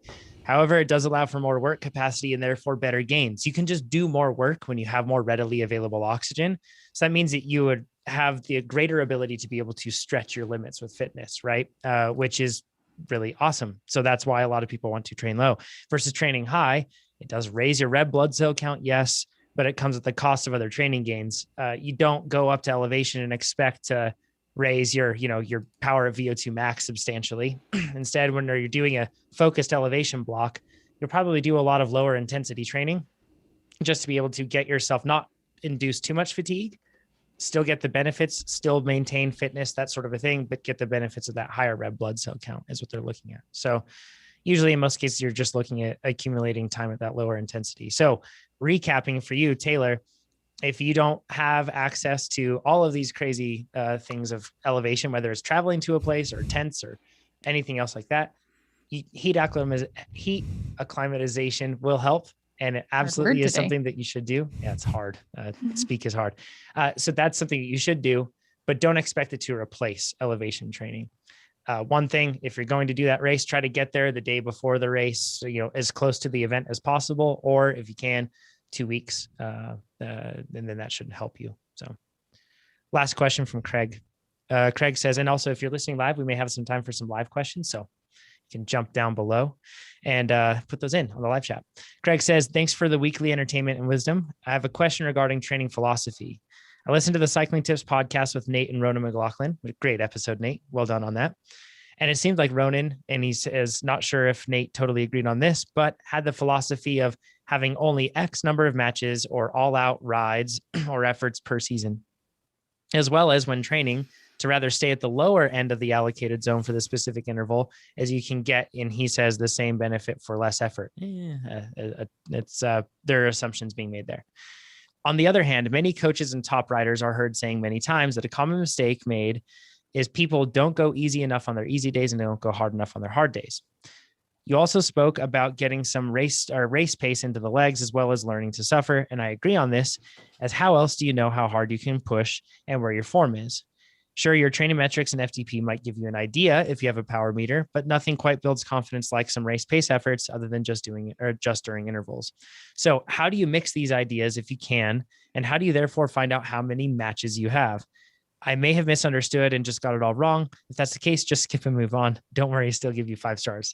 Craig, I think this makes for a great conversation. So whether it was misunderstood or not, thank you for submitting the question, because this provides for a lot of great points. Nate, do you want to start on this one, since you are obviously the point of discussion? I will. So saying you only have X number of matches of all out rides per season and relating that to training. You don't need to go all out in any training. They can still be hard efforts, but they're not the ones that smash you. So the idea is you could go all out in a, let's say Leadville. Leadville's an all out effort. And I'm not doing that in training. And once you go do an all out effort, there's going to be like one of those really deep ones. There is a amount of mental and physical recovery that you have to do. And I think that is what he's talking about. There's only so many of those. Like you can't do Leadville all the time. You can't do an Ironman's an all out effort, right? There's shorter stuff that's all out, like crit racing or a sprint triathlon, where you could probably do a sprint triathlon once a week for a season and still feel pretty good. I know people are going to say, hey, you can do an Ironman every day for 30 days or something, but each one of those is not, those aren't all out efforts though. right? That's a paced effort over time. It's like the Iron Cowboy right now. He's doing like 100 of them in 100 days. And also way back, I don't know if it was Mark Allen or somebody back in the day with Ironman training, it was kind of like assumed like you only have one of these in you a year. And we see athletes race many more of them now. But that said, you don't see athletes, even the athletes that are doing quite a lot of them, like Matt Russell, or any of the different athletes that do quite a lot of those. You don't see them expecting themselves to PR their full distance pace at every single race. They know that they are not going to be able to do that, and they aren't going to go all out and put themselves all the way to their limits. That's what Kona's for. That's whatever race they're targeting is for, right? So there's a difference between being able to do it and then being able to do it at your peak efficiency. So the big difference there. I feel like that all out where it like totally drains you. In order to get into that state, you have to have a taper where you become so fresh, and then you are able to go so much deeper than normal, and then that drains you. So it's really a question of how many A rides can you do per season. But in training, it's not like there are some all out, but in adaptive training, it's gonna try to get you not to do all out efforts all the time. You should not be. I like that one where maybe if there's one more set, you could do it, depending on the type of workouts. Like sweet spot, definitely. One more sweet spot interval, you could do it and it would be hard, but you kind of end right before it, and that makes it very sustainable. VO2 max, a lot of times it can be very hard where you couldn't do a full another set, but if you had to do a few more effort intervals, you could.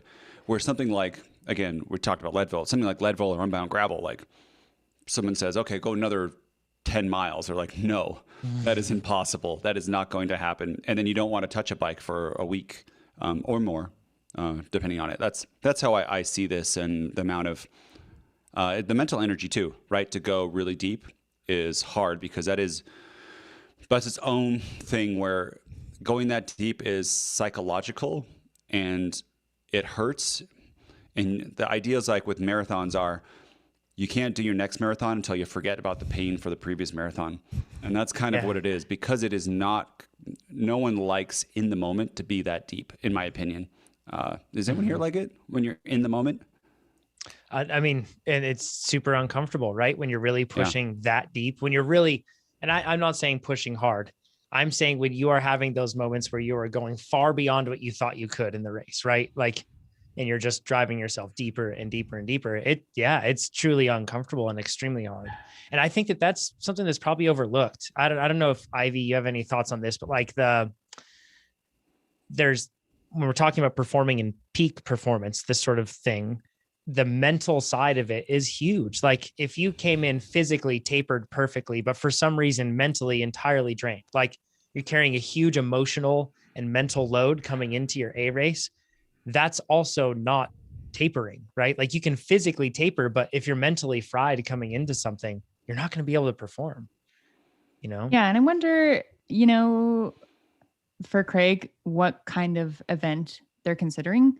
So for me, if I were to do Unbound Gravel, like that is not, I would go into, if I tried to make it an A race, I would mentally be in that place where it would be so taxing and overwhelming and scary that like it would feel as though I would have one match all year. It would be so taxing on me versus something like, like trying to be peak or have a bunch of matches for a cyclocross season. Like that's just genetically very different for me because my strength is in repeatability of efforts. And I feel like the more I train those systems, the less each season feels like a big match.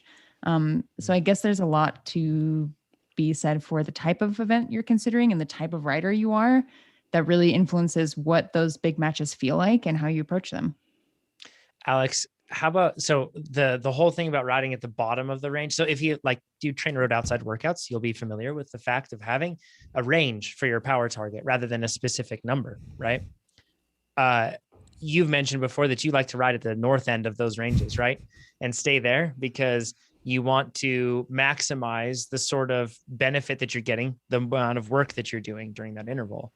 What are your thoughts on shooting toward the bottom of the range versus the top of the range in this regard? I think they touched on it I feel like on your hard days, all bets are off. Your hard days are your hard days kind of thing. And so I always shoot for the top end of the range. And mentally, I think it's understanding that if you can't hit the top of the range, that being in the range is the next best thing. So I always start by shooting for the top end of the range, unless it's like a new workout that maybe I feel like I need to work into. And then I'll shoot for the bottom of the range and kind of work my way up through the workout. I think it's also where you sit in the zone, right?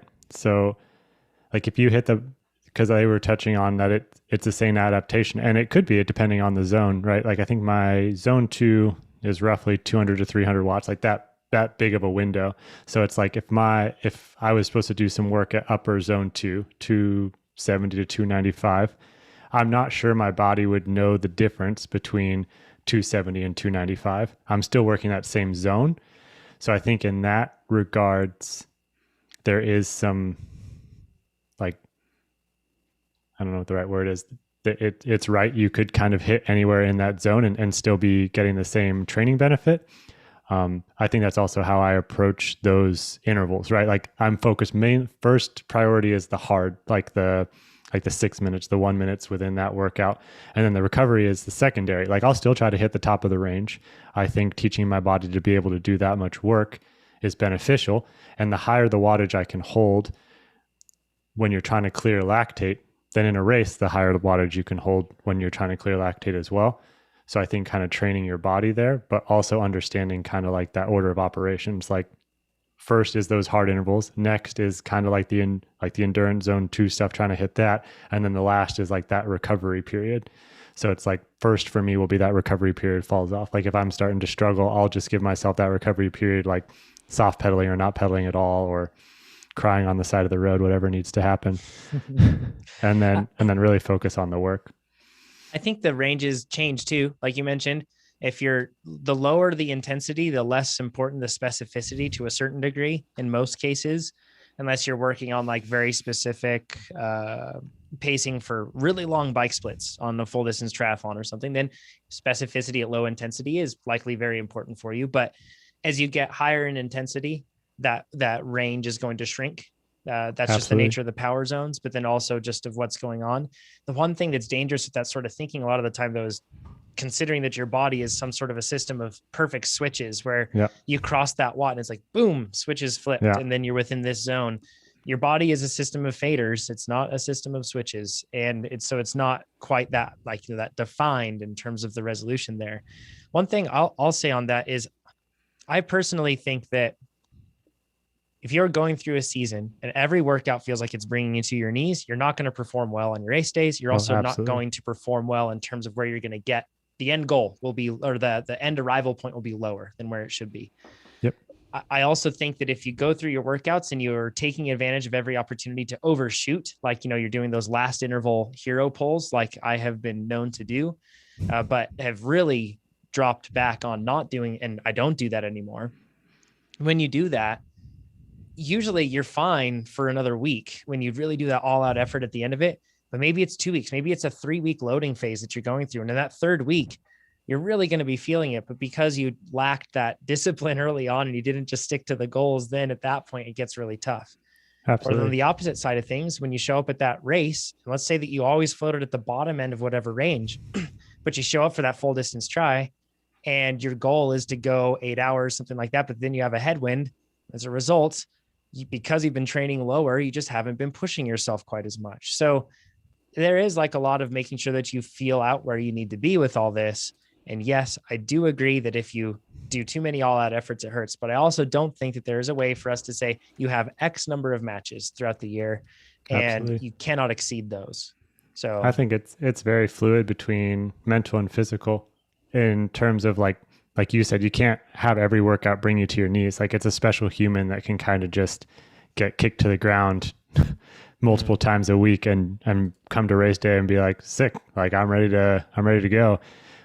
You build a lot of confidence in those workouts that you conquer, right? Like Nate was saying, like if you can crush a sweet spot workout and you could even have done one more, it's like, sweet. Like I nailed that. Like I'm feeling strong. I'm ready to go. And then there's specific workouts like we were talking about with me failing my workout on Tuesday, like this load cycle that was the goal, is like, at what point do I break? At what point can I not do this anymore? And so I think it's keeping that in mind, like, what is the goal and where are you in your training, right? Like if you're in an off-season build and you take those hero pulls, then the downside isn't as big, right? Because you don't have a race that you can like, okay, adjust the training, give myself the extra recovery and get back to it. Whereas if you're coming up to a race, then it's like, that's when really sticking to those prescribed zones is important because they're there for a reason. And having a little extra in the tank is probably a good sign, because then mentally you're ready to just empty it on race day. One phrase that I've heard a lot, and I think I relate to, is you can only bleed out of your eyeballs so many times. And I think that's kind of what they're getting after here, is like, it's not so much the power or anything, it's how deep into that discomfort you can go. And I mean, unless you're a masochist, and we're probably to that extent, all of us cyclists to some point, but you can only go that deep so many times. And Nate was saying, like, it's super uncomfortable, but there is, I don't know, a weird pleasure in like, where's the limits of my body? How far can I push it? Like, can I do another couple of seconds? Can I get to that sign? Can I, and I think that's where it's in racing, you got to decouple that from the power meter, right? It's like, can I push deeper? Can I suffer more? It's like the training's in the barn. It's like, it's just, can I out suffer this person on this climb? That's been probably the biggest difference with adaptive training ever since training with that, is I feel like I don't have those moments where I'm really brought to my knees or where the workouts are too easy. I feel like everyone's just right. And as a result, I'm not overshooting my targets. I'm not undershooting them. And then I feel like it's making me race a whole lot better. So it's making me race like Brandon, or perform like Brandon, or my Cape Epic teammate, our COO. He's mentioned many times that he does not, because he comes from a running background. He doesn't do the freshman kick. He doesn't sprint at the end, and he avoids that. And he just sticks to his goals with training because he knows on race day is when he really wants to save it. That's the cool thing with adaptive training, is it kind of takes care of that for you, which is, and really it's bringing you a lot of confidence. Like you come into a race knowing, like, I've done the work. I'm ready to go. Yep. And I haven't been grinding myself down. Yeah. What are your goals at Cape Epic for you and Brandon? I don't even know how to really gauge it yet. Like, because I just don't, it'll be really competitive, right? Not co-ed partnerships. We will not win. We won't even be close to top 10, that I'm sure, not even remotely close. So I don't know. I don't really know how to set an end goal expectation on where we should. I think that looking at it, we're going to have to ride it like, it's like tempo. If you can hold tempo all day, that'd be incredible for this whole race. Like, it's going to be long days, 6 hours, a day. So I think you guys would have a shot for top 5 if Brandon could descend like you, but he can't. So that's going to take away minutes all the time. I think you're going to be pretty close to, you won't climb like Brandon either. It's the hard part is there'll be teams where people climb like Brandon and descend like you. Right? Correct. And that's the thing. With Brandon, just to show everybody how crazy his fitness is. Yeah. We went and rode. He hadn't trained in a long time. He had taken time off. He had twins. We went and did a really hard climb called Iowa Hill, and everyone should look up that segment on Strava. It's miserable, really hard.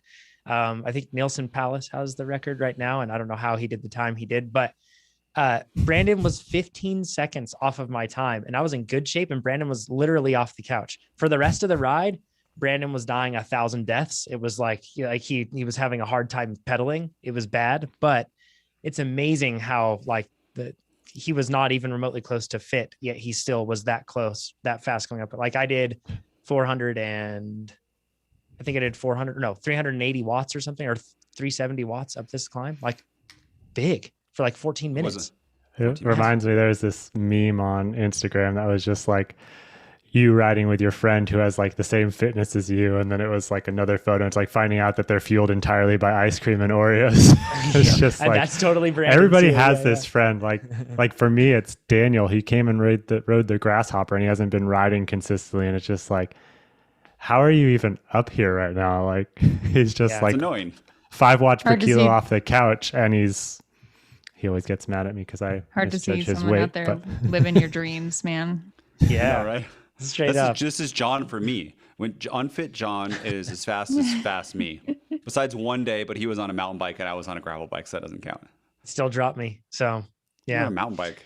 he still dropped me. I got dropped you on a road bike. It's true. Let's go into some of the live questions that we have. Clement asks, what are the benefits of outdoor riding? All pros ride outside, not indoors.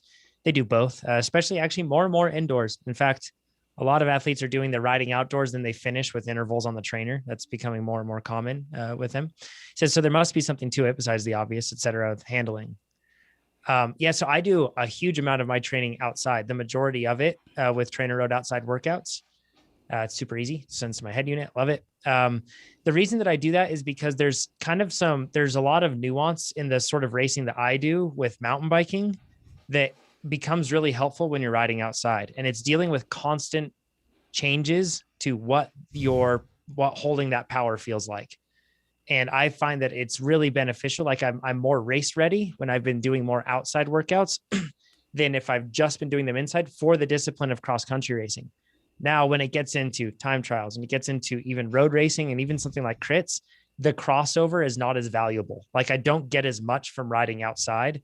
I get more benefit when we're talking about mountain biking, and it's less handling because I'm doing most of those intervals on the road or on like fire roads. So it's less handling. It's just dealing with, in mountain biking, you're riding at your limits, but you're constantly having to like, kind of like, if like, think of like a boxing analogy, you're constantly having to like bob and weave, like adjust to what the terrain's giving you.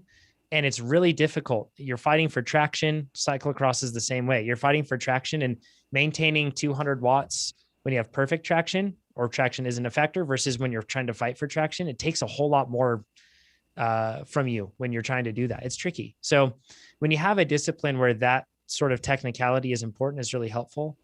Then also, if you're doing 24 hours of training a week, something like that, you want to be outside because you need that mental stimulation of doing that. It's tough, right? Yeah. I say most pros are not time constrained, and you can go out in the middle of the day. And if you have a 5-hour ride, most people would rather do that outside than inside. Where a lot of people probably listen to this, you are time constrained. You have to do it early in the morning or in the evening. There's the safety aspect where you can't drive someplace where it's safe in order to then ride your bike.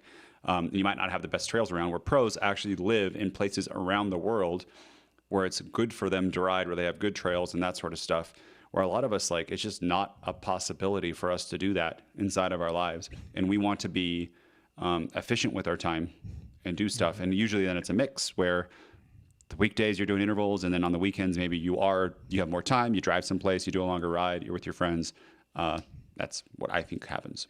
Yeah. I think there's no arguing that training inside is the most efficient way to train. You're exactly at the power for the exact amount of time. I think, like John said, we like to be outside. So I think I'm constantly striving to make that workout as perfect as it would be on a trainer. Like I'm famous for pedaling downhill through my brakes and trying to hit every zone. But I think it's just the aspect of being outside, but the goal is the same. I think the trainer is the gold standard, and we're trying to get as close to that and do that through structured training, which I think is the big pieces. They're not just going outside and pedaling around. Those pros are definitely looking for specific adaptations and specific goals within those rides. Mm-hmm. There are certain type of workouts that I like to do inside regardless as well. So like if it's something where it's like easy, zone 2 that I can do for a long time, I'm fortunate to live in an area where I can ride uninterrupted without a stop sign at all for quite a while. And that's really nice. So I can do that. But if I lived in an area where that wasn't possible, I wouldn't do them. Right. Yep. So, and also there's some where it's like really varied intervals and they're constantly up and down, and that can be really tricky to do as well. So Megan, one of our awesome copywriters, did a great article on how to match terrain and do all that stuff. If you look up outside workouts on the TrainerRoad blog, you'll find a lot of tips there. That's super fun. I actually have a really fun time. Like, oh, this workout, like, let me just try to piece that to an outside route. Like trying to find the perfect terrain to match a workout is also like, I don't know. Mm-hmm. I find it somewhat enjoyable. For sure. Zach says, I've been struggling recently with foot cramps being a limiter, especially after a few hours of riding, trying to find the right shoe tightness, but I can't seem to overcome it. He also mentions, could it be different shoes, technique, bike fit? Mentions that He also had that bike fit recently. 165 crank length and cleats seem to be in a good spot on the shoe. If it's foot cramps, I'm thinking insoles. I don't know. What are you thinking, Ivy? Yeah, I think that any time that I had issues with foot cramps or like hot spots, more important than like the tightness of the shoe or the body of the shoe itself, the sole of the shoe, both the sole and the insole are more important than the body and tightness and all that, in my experience. Absolutely. I have a few notes because they're not telling us where the hot spot is coming from. One, sometimes the cleat bolts can be too long, and so it'll actually give you a hot spot under the pads of your toes. So like pull the insole out and check that you're not getting like a bulge at the front of your shoe. That can be super uncomfortable.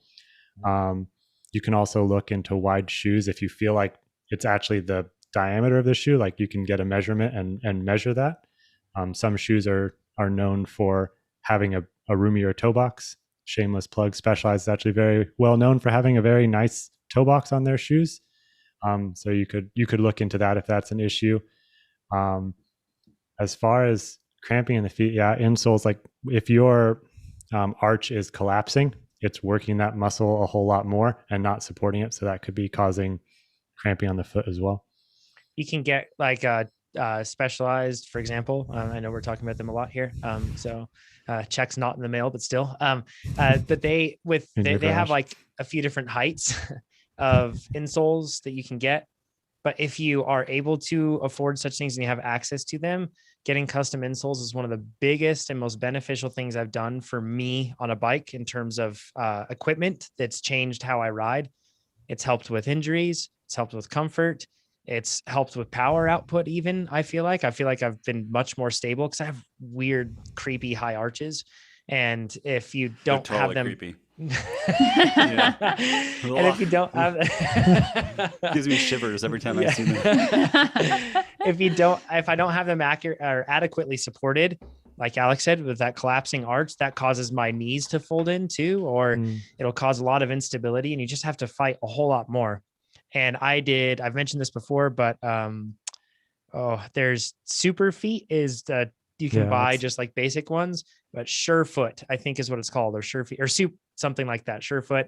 You can go, they make them usually for ski boots, but you can bring in your cycling shoes and they'll make them for cycling shoes. And it's really helpful. There's probably other brands as well. Yeah, those are the two I've heard of. Yeah. I've heard a lot about Sweet Feet. And then I believe we've started doing in certain like specialized shops. They're doing the BG Fit, but it's like that they have the machine there and you can make them. So if you have like a specialized concept store near you, I've heard good things about those. I personally just run the green one. So a lot of the times you can just run the out of the box, like high arch, but I have a similar thing. I think you feel it more when you have a high arch because you have more room to collapse. So that's super important for me as well. Okay. We're going to use the remaining 2 minutes to talk about Tulsa Tough. Nate, I have no clue what to expect in this race either, but usually when I say, I don't know what I expect in this race, you usually come in with some great expectations. Like you say, this is what you're going to do. And so I don't even, 3 different days of racing. And you're racing the 1-2, right? The 1-2, not the pro, but the 1-2 is what I'll be racing. So fields of probably somewhere around 160 riders, somewhere around there. Is that right before the P12 race? How close is it? I think so. It's in the afternoon, so it will be hot. Like it's not in some of the races for the P12s are in the evening or night, which it's still hot because it's Tulsa, but so like 2 in the afternoon, 3 in the afternoon, I think. Don't crash. And Blue Dome Chaos. Yeah. Blue Dome Chaos. Do you mean that course is chaotic? Yeah. Super tight, super hard to move around, super fast.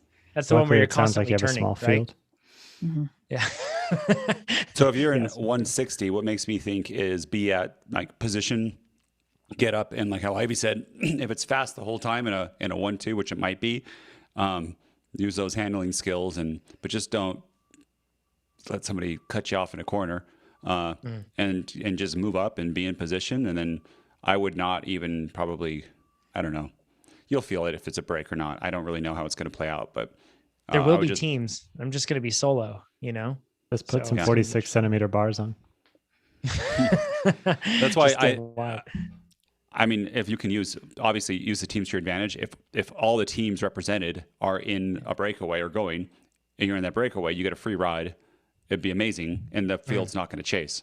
But if one of the main teams not in there, don't be in that breakaway, or if you do get in that breakaway, don't work because it's going to be brought back, and it's just going to make you tired. So there are 3 days of racing. First day, a lot of turns. It's constantly turning. It's like a figure 8, but it doesn't cross itself, if that makes sense. And then there's the second day is kind of like long, draggy climb, and then long, draggy down. It's not a substantially steep climb. Then the final day is the Crybaby Hill crit. That's noted for its very steep, climby stuff. So I have 3 chances, and I want everybody listening to this right now down in the comments below or in the live chat to let me know what you think my best result will be. And if somebody guesses whatever the best result is, I will send you a swag package of TrainerRoad stuff. But you have to guess what my best result is going to be out of those massive fields. How will a single mountain biker do against all those crit racers? Dibs on first. Third day, 6th place. That's what I'm going to say. Whoa, that'd be a good result. Sweet. Yeah, but that's your best day for the profile, and I think that's what it's going to be. Same. So I you think Crybaby. 5th place. Third day, 5th place. 5th place. Ivy? Fine. Gonna... Third day, 3rd place. Price is Right. Go for first. I hear Thor calling in. He says 4th place. Yeah, and actually Pete is racing, which is cool. So, but he's not racing the 1-2s with me. He got put on the A-team squad, which is cool. Is it exciting. Streaming again? Can we watch it?